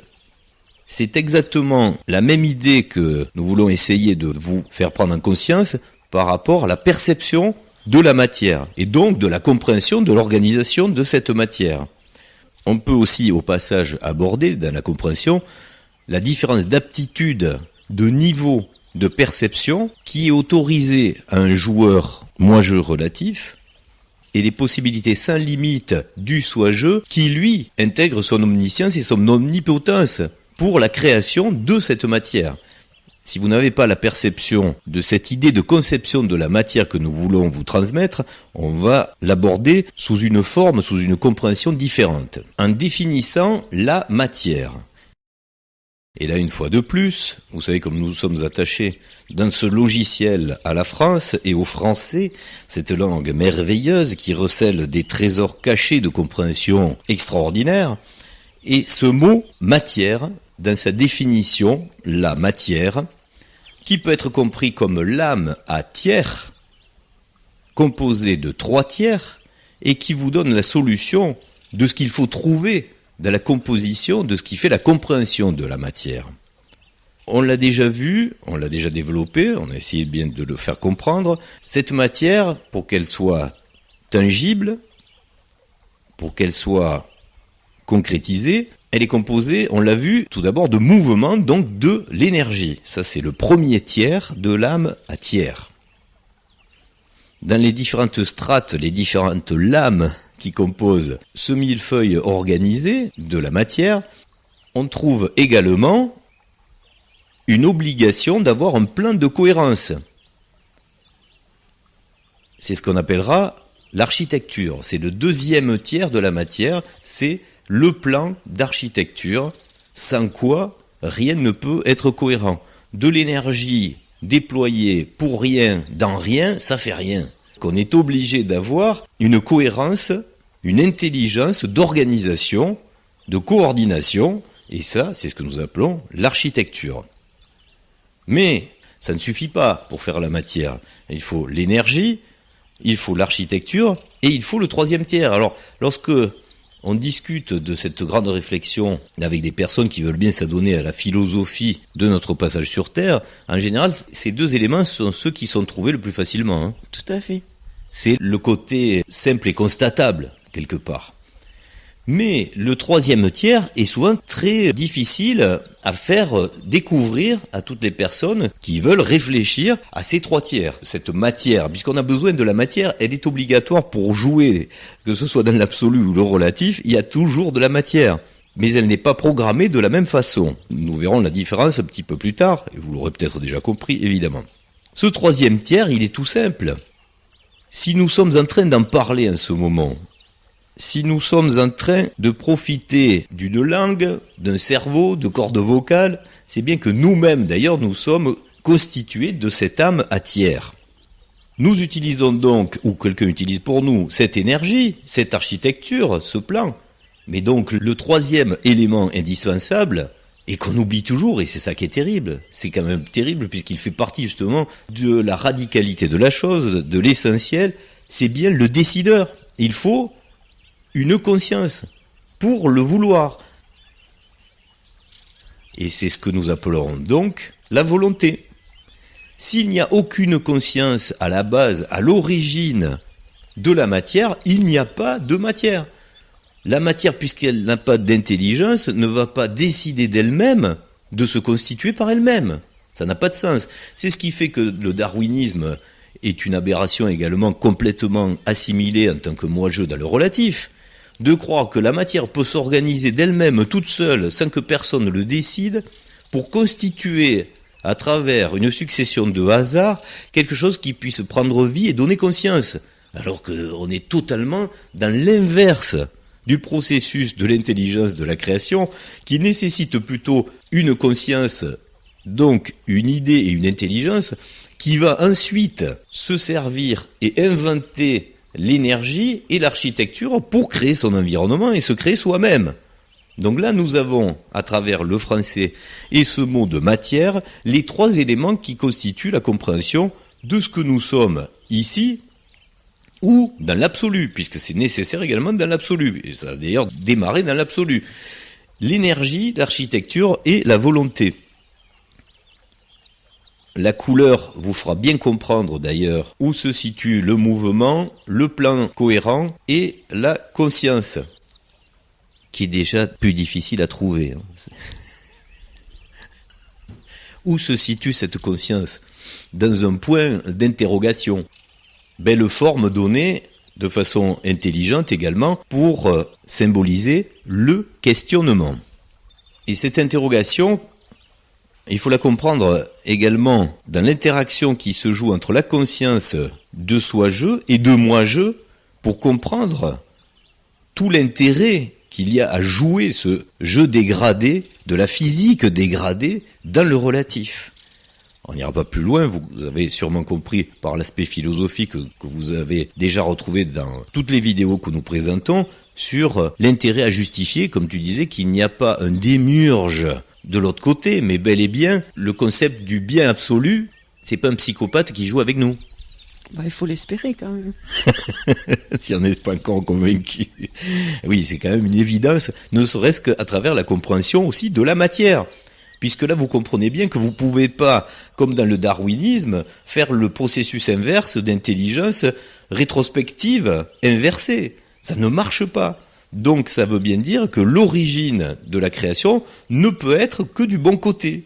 On va pas développer cette philosophie, on vous laisse le soin de faire des méditations, de bien le penser et peut-être enfin de vous rassurer. Parce que c'est vrai que dans ce chaos-là de fin de temps, de transition d'une thématique à l'autre de notre jeu d'échecs joué ici dans le relatif, ça fait partie des tourments qui sont là pour le compte omniprésents.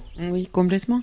Je voulais rajouter que si on compare avec nos cours de physique de, je sais plus quelle année, où on nous apprend le proton, l'électron, etc., on voit bien ce qui manque, ce troisième élément de conscience, et on comprend bien qu'aujourd'hui, pour ceux qui ne se sont pas interrogés sur les questions dont on a parlé tout à l'heure, et qui n'ont pas l'envie de sortir du jeu, parce que une fois qu'on s'est interrogé, qu'on sait à peu près qui on est, qu'est-ce qu'on fait ici, qu'on comprend qu'ici on n'est pas une victime et que on a voulu nous-mêmes jouer ce jeu pour justement la trouver, cette porte de sortie, et vivre et savoir en tant que moi-je se déterminer sur cette porte de sortie et avoir cette envie de réintégrer ce soi-je.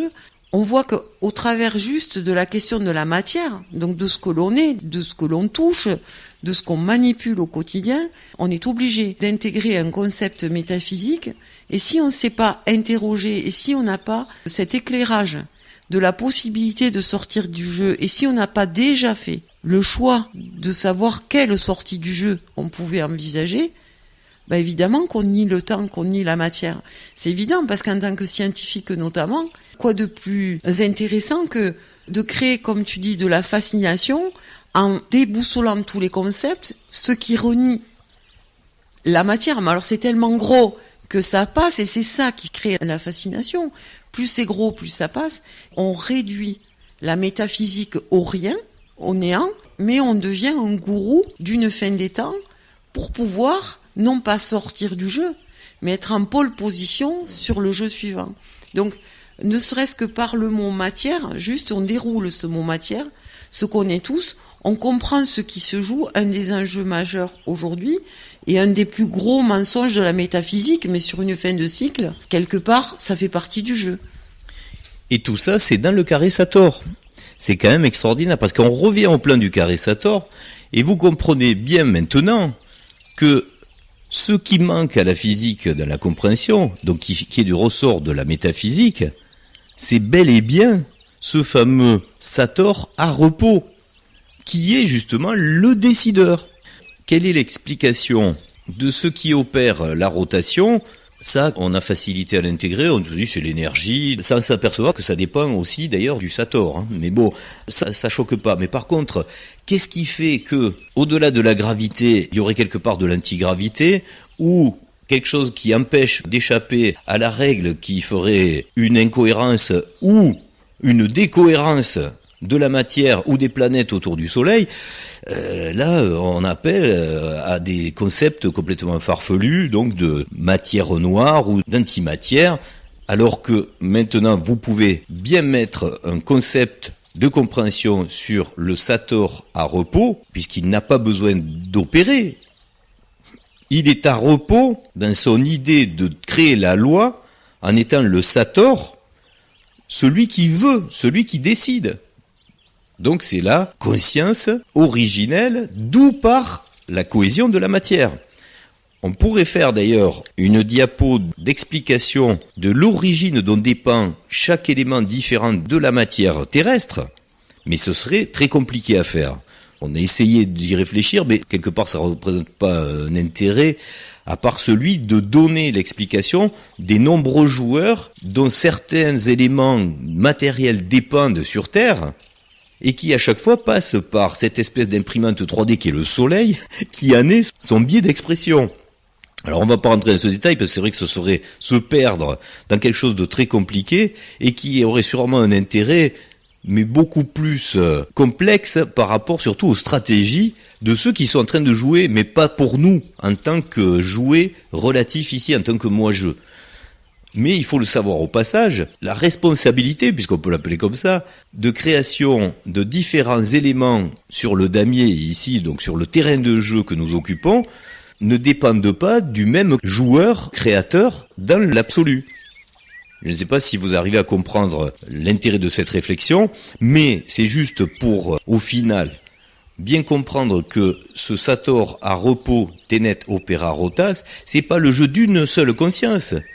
C'est le jeu des consciences immuables, dont le nombre ne varie pas, qui n'ont pas d'enfants, qui ne meurent pas, etc., et qui jouent en permanence à faire ces allers-retours entre le relatif et l'absolu. D'ailleurs, pour imager tout ça bien plus simplement, et sans rentrer dans les détails de la logistique, on va dire, stratégique, nous mettrons en ligne la vidéo du carré Qatar qui tout simplement donnera l'image concrète de cette compréhension de ce qui s'endort et se réveille à différents moments des étapes du jeu. Et on peut bien comprendre aussi, puisqu'on est dans le mot comprendre, que ces consciences-là, elles ne peuvent pas être ni hors matière, ni hors du temps. Je rajouterai même ni des lumières, juste. Voilà. Oui, puisque pour donner des références, d'ailleurs de certaines religions ou même du New Age, pour certains, l'absolu est sans identité. Ça, lorsque vous entendez ce genre d'aberration, là aussi, fuyez. Au contraire, il y a une réelle identité sur chaque joueur en conscience dont les jouets dépendent ici dans le relatif. Et dans le New Age, on a aussi le fameux le spirit dans la matière pour une expérience et le retour hors matière. Après, on ne serait plus dans la matière, ou alors même de la lumière, c'est-à-dire des êtres de lumière. Là aussi, le concept échappe complètement à l'intelligence de la matière. Donc, de nouveau, c'est piège à Spunz. Le fait qu'il n'y aurait pas d'individualité serait nier une connaissance qu'on a depuis la nuit des temps et qui est exposée dans tous les artefacts majeurs, tous les messages majeurs qui nous ont été laissés, c'est le zodiaque et l'influence du zodiaque. Donc finalement, entre tout ça, on n'arrive au rien, quoi. La métaphysique, c'est juste un gros sac à rien. Dans le relatif, oui. New Age, attention, un est tout, tout est un, etc. C'est aussi grosse bêtise énorme. Rien. Alors, pour bien enfoncer le clou, sans faire mal, c'est juste une idée d'esprit, nous vous proposons, encore une fois, grâce à la langue française, de pouvoir faire du jeu d'esprit. Si vous avez bien compris que la matière, c'est bel et bien 3/3, nous avons aussi cette compréhension du tout. Le mot entier, puisque dans entier, il faut bien comprendre un tiers. Une fois de plus, un indice a été donné dans cette langue formidable qui a les clés de sortie vers l'absolu. Entier, c'est un tiers, et c'est la solution, une fois de plus, de compréhension à travers la matière. Donc par entier, il faut comprendre que le tout répond de cette loi que nous venons d'énoncer. Ça ne veut pas dire que un est tout, tout est un. Il ne faut pas faire cette confusion quand même. Mais là, j'espère que la démonstration est un peu plus claire quand même. Ça mérite d'être retenu et bien considéré à travers ces termes qui sont quelque part mnémotechniques. C'est un raisonnement à bien intégrer dans son entièreté. Au passage, juste pour évoquer une idée que nous n'allons pas développer ici aussi, puisqu'elle est encore une fois trop complexe et puis ça n'aurait pas vraiment un intérêt à être dit, mais ça a peut-être un intérêt pour certains juste à être réfléchi. Quid du support de la conscience soi-je ? Alors si vous avez compris la problématique de prise de conscience dans le relatif de ce qui fait une espèce de mémoire, on va dire, des règles du jeu, si on va au niveau radical à l'origine même de celui qui décide en conscience de créer de la matière, qu'est-ce qu'il utilise comme support, comment ça marche, tout ça, vous pouvez vous poser la question.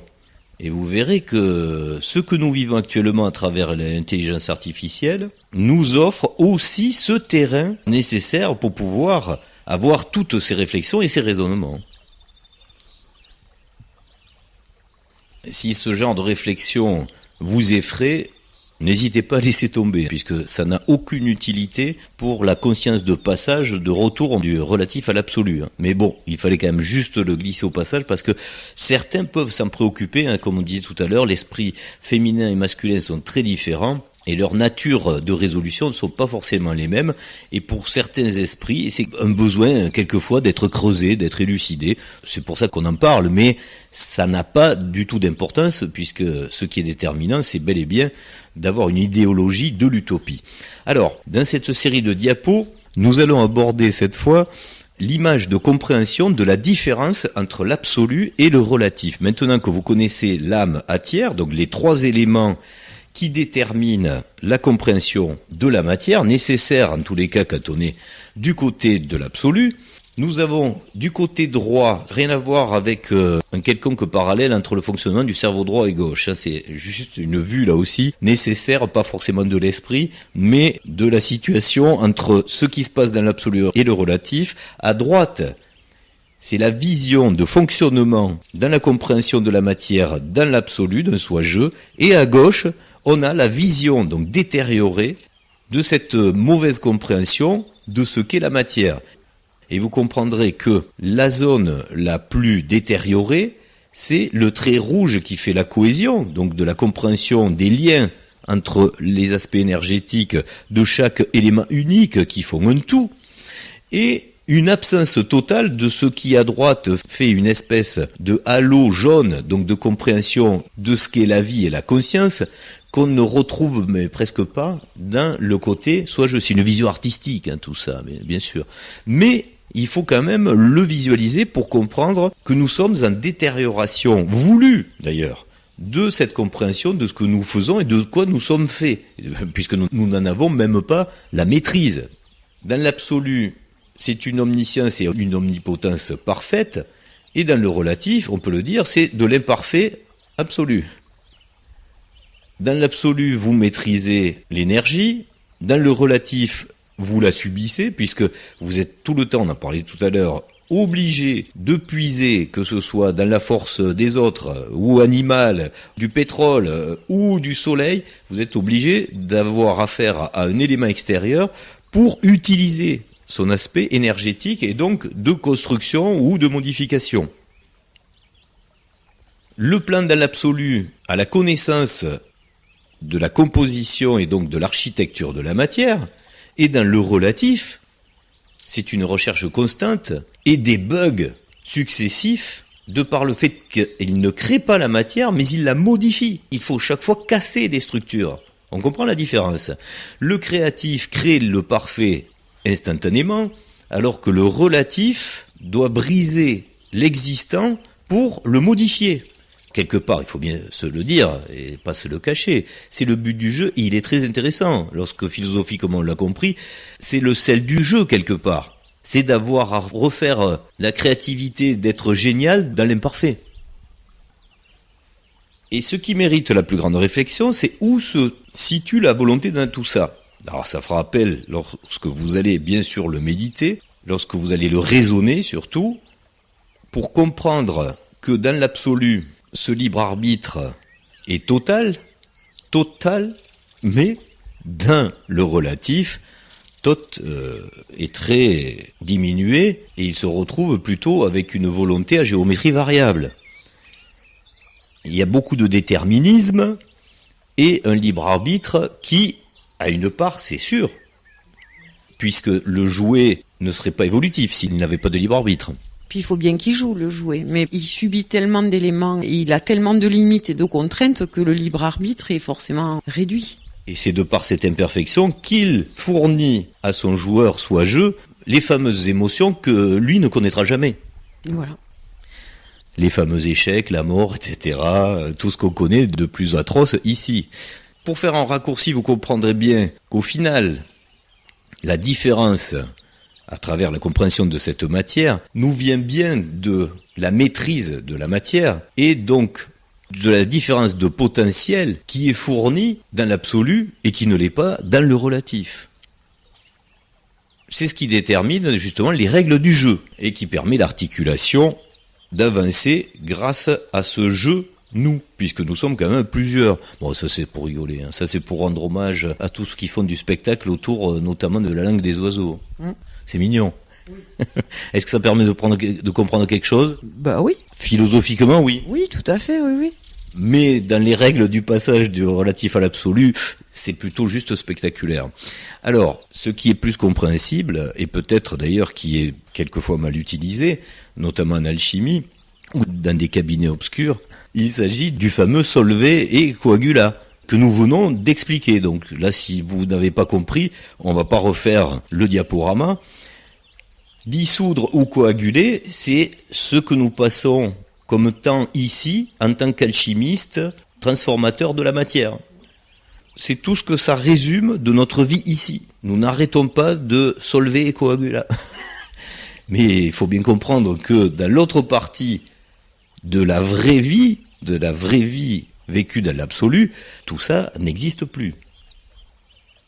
Et tous ces concepts, toutes ces idées, ces artefacts aussi qui ont été exprimés dans la matière terrestre, sont là pour cette compréhension. Donc ce carré Sator qui est vraiment merveilleux, de savoir que jusqu'à présent, en tous les cas, dans la majorité des communications qui sont mises en avant par les algorithmes, transmettent quelque chose qui veut rien dire, c'est quand même très rigolo au final. Pas tant que ça quand même. Parce que... mais toi tu le vois comme quelque chose de dégradant, mais ça fait partie du jeu. Le message, il est tellement fort par rapport à ce qu'on est et le lieu où l'on vit, quelle est notre destinée. Quand tu parlais de déterminisme, là c'est le déterminisme majeur, je dirais. C'est très déceptif en fait. Ça fait pas plaisir. Non. Ceci dit, je pense que si on se satisfait de ce genre d'explication, c'est que peut-être on n'est pas encore en phase d'être dans la compréhension d'une explication comme celle qu'on vient de faire. Et comme tu dis, c'est pas bien grave. Mais ce qui est drôle, on le redit parce qu'on aime bien que même quand c'est dévarié, quand c'est désorienté par notamment les joueurs de la typologie 2, en disant que c'est un pater noster, notre père, et pour nous aussi, côté langage des oiseaux et catharisme, notre père qui est aux cieux, c'est notre père P-A-I-R-E. C'est ça qui fait le jeu. Quand tu parles de l'alchimie avec solvay et coagula, il y a ceux qui vont s'embarquer dans l'achat de tout le matériel du petit alchimiste, parce que il faut le rappeler, regarder des vidéos, aller à des conférences, des choses comme ça, bien sûr que ça aide. Mais ça fait pas le travail. Le travail, il est personnel, il est individuel. Il faut accepter de se perdre dans sa propre solitude. Comme tu disais, l'alchimie, on n'a pas besoin d'acheter du matériel pour en faire tous les jours. Quand on bricole, quand on jardine, si on est attentif, qu'on fait un travail de conscience, on le voit tout ça. C'est un peu ça que rappelle ce carré. Le jeu, il est dans le quotidien. On n'a pas besoin d'être un grand maître de quoi que ce soit pour comprendre le jeu et en sortir. Il faut avoir une démarche sincère et un peu solitaire aussi. Ça fait partie des différents ingrédients de résolution. Et vous remarquerez dans l'illustration du carré Sator réalisé en fonction que la boule devient rouge au milieu d'un haut noir. On avait fait le parallèle avec le képri égyptien pour faire comprendre que ce petit animal extraordinaire qui fait tourner une boule et qui est tout noir, donc qu'on ne voit pas, était là pour bien symboliser également ce que les Égyptiens ont voulu formaliser à travers toujours cette même logique du raisonnement. On prend un animal, son action et sa fonction et sa forme pour faire des parallèles avec notamment cette compréhension de la matière ou de la cosmologie. Donc cette bestiole qui d'ailleurs sait où se trouvent les étoiles pour pouvoir s'orienter, elle est toute noire, dans la nuit on la voit pas, mais elle fait tourner cette boule qui, sans explication, quand on est juste dans l'émerveillement de la magie, est en train de se déplacer comme par enchantement vers sa destinée qu'on ne connaît pas si on n'est pas soi-même la volonté qui veut amener cette boule jusqu'à son but. Avec nous ce képri et sa boule d'immondice qui représente la terre. C'est pas que nous soyons insultants, mais on a bien compris qu'ici c'était délicat. Ben oui, mais il pousse pas une boule de caca. Enfin, bref, quoi. C'est du neuf.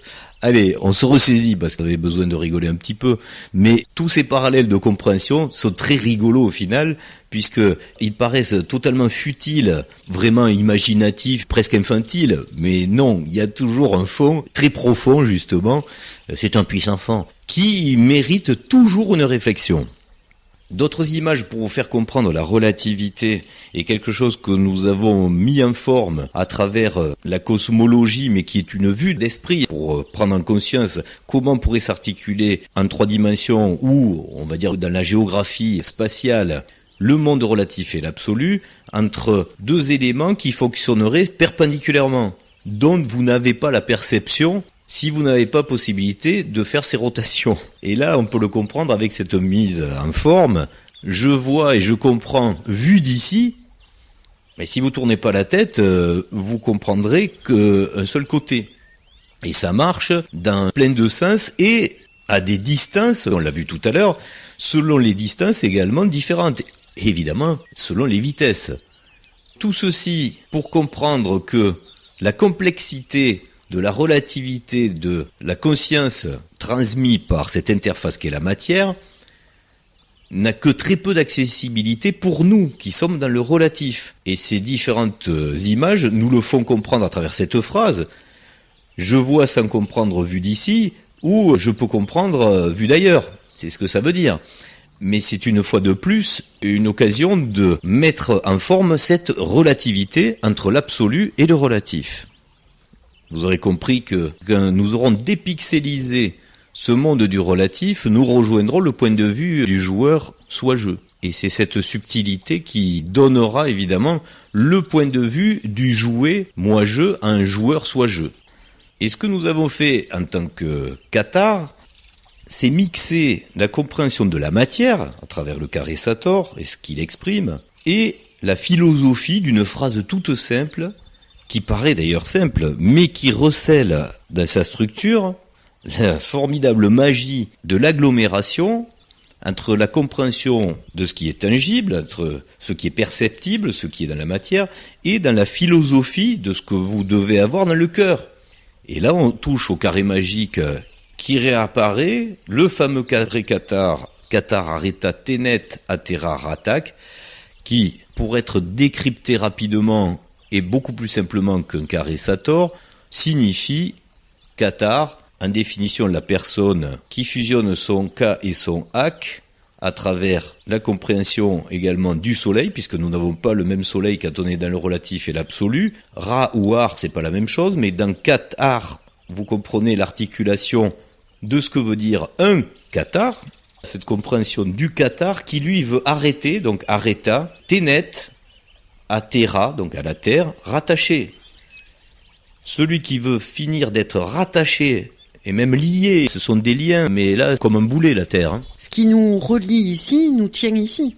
Et nous ancre fortement. C'est pour ça que cette phrase magique à comprendre dans sa même logique de palindrome articulé et d'inversion comme le carré Sator signifie bien que le Cathare, Areta, Tenet, Atera, Ratak. Et là, nous allons faire une alchimie du mélange des deux pour pouvoir mixer, comme on essaie de le faire dans toutes nos vidéos. Là, c'est la même logique qui apparaît, mais sous la forme des 2 carrés mixés, de faire le mariage raisonnable entre la compréhension de la matière et de la philosophie, donc de la compréhension de la physique, et de ce qui doit être ressenti dans le cœur à travers la sagesse de l'esprit, de la philosophie.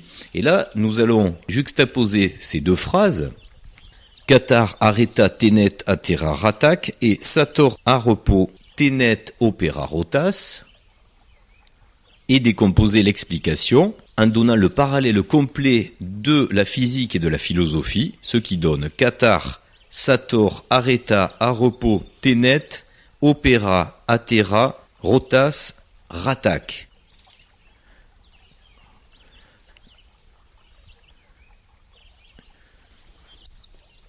Ce qui, plus clairement, en termes de phrases intelligibles, nous vous laisserons le temps, si vous voulez, de vous y arrêter pour le comprendre et le raisonner par vous-même, mais pour gagner du temps, il faut comprendre le libéré arrête de tenir à la terre rattaché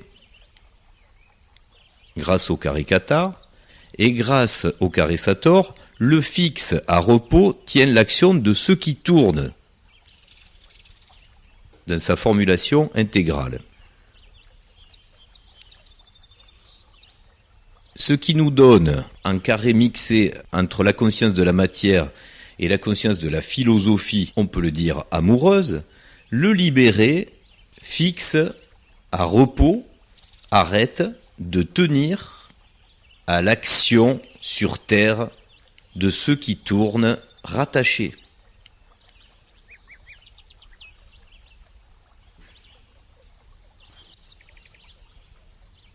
Le libéré fixe à repos, arrête de tenir attaché à l'action de ce qui tourne sur terre. Comme tous ces jeux d'esprit qui peuvent paraître très hermétiques, très fermés et complexes, une fois que vous avez la vision claire de la représentation de ce qui est exprimé dedans, vous ne pouvez pas l'oublier et vous savez l'importance du message. C'est une fonctionnalité de ce genre de fascination énigmatique, à bon escient cette fois, qui vous permet non seulement de prendre en conscience que c'est un esprit, on dira, supérieur, qui peut créer ce genre de clé de raisonnement, mais surtout, il n'est possible que s'il y a une antériorité à l'intelligence, et donc au langage, etc. On l'a déjà expliqué dans d'autres vidéos, c'est la compréhension inversée du darwinisme. Tout comme par exemple, on l'avait dit à travers la langue, tant que vous raisonnerez en imaginant que par exemple le français est le résultat de différents patois qui se sont améliorés et enrichis, vous êtes à l'inverse de la compréhension de la restitution de la langue originale et complexe qui est celle de la conscience radicale, donc d'origine, donc dans l'absolu. Il faut à chaque fois avoir cette compréhension de la chronologie, puisque le temps existe. Et c'est le merveilleux, le niveau merveilleux de ce que certains ont exprimé et ont pu laisser à travers les âges, à travers leurs différentes réincarnations. Et c'est normal, puisque chaque équipe répond à une stratégie différente, qui doit donner cette reconnaissance à ceux qui font partie de la même typologie. Il est absolument normal que ceux qui ne sont pas de cette typologie ne ressentent pas la merveille qu'il y a là-dessous. Quelqu'un qui est dans la typologie, par exemple, des extraterrestres, ou la typologie qui est en train de s'installer sur cette période de haute technologie, terrestre, on précise, avec un petit mélange, certes extraterrestre, ne trouveront aucune merveille là-dedans. C'est là que intervient la notion dite du cœur. Est-ce qu'on aime la poésie? Est-ce qu'on aime l'amour? Est-ce qu'on aime le fait d'avoir une flamme jumelle, une âme sœur? Est-ce que l'amour éternel a une importance, etc. Là, c'est exactement la même chose. Est-ce qu'on est sensible à l'amour de ce genre de message caché ou pas? Avec, on en parlait au début de cette vidéo, c'est exactement la même compréhension qu'on peut avoir dans la Kabbale hermétique, d'avoir à imaginer que, oh, c'est rigolo, il y a des mots qui tombent, mais alors pile poil pour faire ce genre de jeu, avec le bon nombre de lettres et la possibilité d'en faire des palindromes avec du sens. C'est fou, ça, on dirait que la langue a été inventée pour que le jeu soit possible. C'est vrai qu'il y a cet aspect merveilleux du message dans cette famille qui est en recherche, qui a compris qu'il y avait deux univers relatifs absolus, qui a cette quête, parce que c'est une véritable quête, que de sortir du cycle, des cycles relatifs, qui en a vraiment marre, et qui veut rentrer maison. Au-delà du côté merveilleux, quand on est touché par le message, c'est une chose. Ça, effectivement, c'est le côté cœur. Mais après, il y a le sens du message qui peut être assez lourd, imposant par rapport à la difficulté d'avoir un total détachement. On nous donne une clé de résolution, mais après, on nous donne aussi la grandeur de la difficulté dans la mise en œuvre de cette clé, dans une vie relative quotidienne qui se complique de plus en plus sur une fin de cycle. Et au-delà du merveilleux du message, la mise en œuvre du message, elle est quand même pas si facile que ça, pas si magique que ça, et pas si merveilleuse que ça. Encore une fois, le jeu et la difficulté du jeu, même quand on pense avoir trouvé une clé, contrairement aux jeux vidéo, il n'y a pas de la lumière partout. Il y a encore des choses à faire, et etc. Et on se dit jusqu'à la dernière seconde, ça va être comme ça.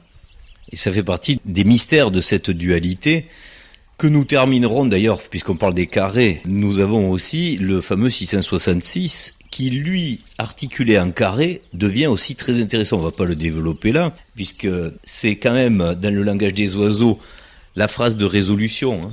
Si vous intégrez juste 666 bassement dans la matière, par exemple, atomique, avec les éléments du carbone, alors là, c'est une vision, pour le compte, très matérialiste. Si c'est une vision par le code barre, c'est une vision commerciale. Si c'est une vision par le 666 du 3W, le vav, c'est par la communication. Donc c'est une compréhension bien terrestre. Par contre, si vous la comprenez, quand je parle de comprendre, c'est prendre dans son entièreté, dans le cello, dans sa partie entière, féminine et masculine, donc vous comprendrez cette résolution par le langage des oiseaux qui nous donne bien 6 sens, soit 100 T6. Et un carré magique, juste pour vous donner une petite indication au passage, sachez que c'est grâce au 666 que dans tous les sens, vous n'arrivez qu'à du 9. Et le 9, en hermétisme, on sait ce que c'est. C'est tout neuf, c'est nouveau. Mais dans le recyclage, au final, c'est juste une merveille de se dire que c'est nouveau, tant c'est éternel et reproductible. Pour se quitter en résumé, dans l'absolu, la conscience soi-je précède la matière. La conscience absolue omnisciente crée et utilise la matière. Dans le relatif, la pseudo-conscience moi-je émanée de soi-je est installée dans la matière sans le comprendre, d'où les multiples explications erronées, puisque réfléchies d'un point de vue réduit au relatif. Mais dans la transcendance d'une juste gnose, puisqu'il en existe beaucoup, on peut se permettre la sortie du jeu, écrit ou compris comme J-E-U ou J-E, qui est quelque part exactement la même chose. Ce sont ces deux mots de logique et d'esprit qui peuvent définir l'idéologie jusqu'à l'utopie, et notamment pendant ce moment apocalyptique, puisqu'il faut bien y revenir. S'il n'y avait pas ce chaos délicat que nous connaissons en ce moment, si nous vivions tous d'amour et d'eau fraîche et que tout allait bien, on n'a pas envie forcément de redevenir l'être radical créateur. Tout va bien ici, sans comprendre pourquoi. Après, c'est malheureux aussi, mais il vaut mieux avoir la conscience totale. Et pour terminer cette vidéo, juste pour vous donner un élément de réflexion et de raisonnement, l'essentiel pour un moi-je relatif en voie de réflexion, l'essentiel se situe dans le fait d'avoir à comprendre que l'univers absolu doit être précisé dans ses raisons de garantir éternellement justesse et constance du bon, du beau et du vrai. Si vous n'avez pas ces éléments, c'est que votre modèle de compréhension est faux. Il faut le respect de cette règle, sinon ça veut bien dire que le parfait n'est pas parfait. Donc revoyez la copie. Et c'est normal, puisqu'ici nous sommes dans l'imparfait, on est pétri de l'imperfection. C'est toujours difficile d'avoir à comprendre, à retrouver le parfait. Et en compréhension logique, évidemment, puisque nous sommes rationalistes, des raisons qui nécessitent la création d'un univers relatif, puisque une fois qu'on a compris ce qui se passe des deux côtés, que ce soit à travers le comportement de la matière ou de la philosophie, à avoir cette nécessité à créer du lait pour retrouver du beau, eh bien vous aurez compris la totalité du fonctionnement de ce jeu. À bientôt. À bientôt.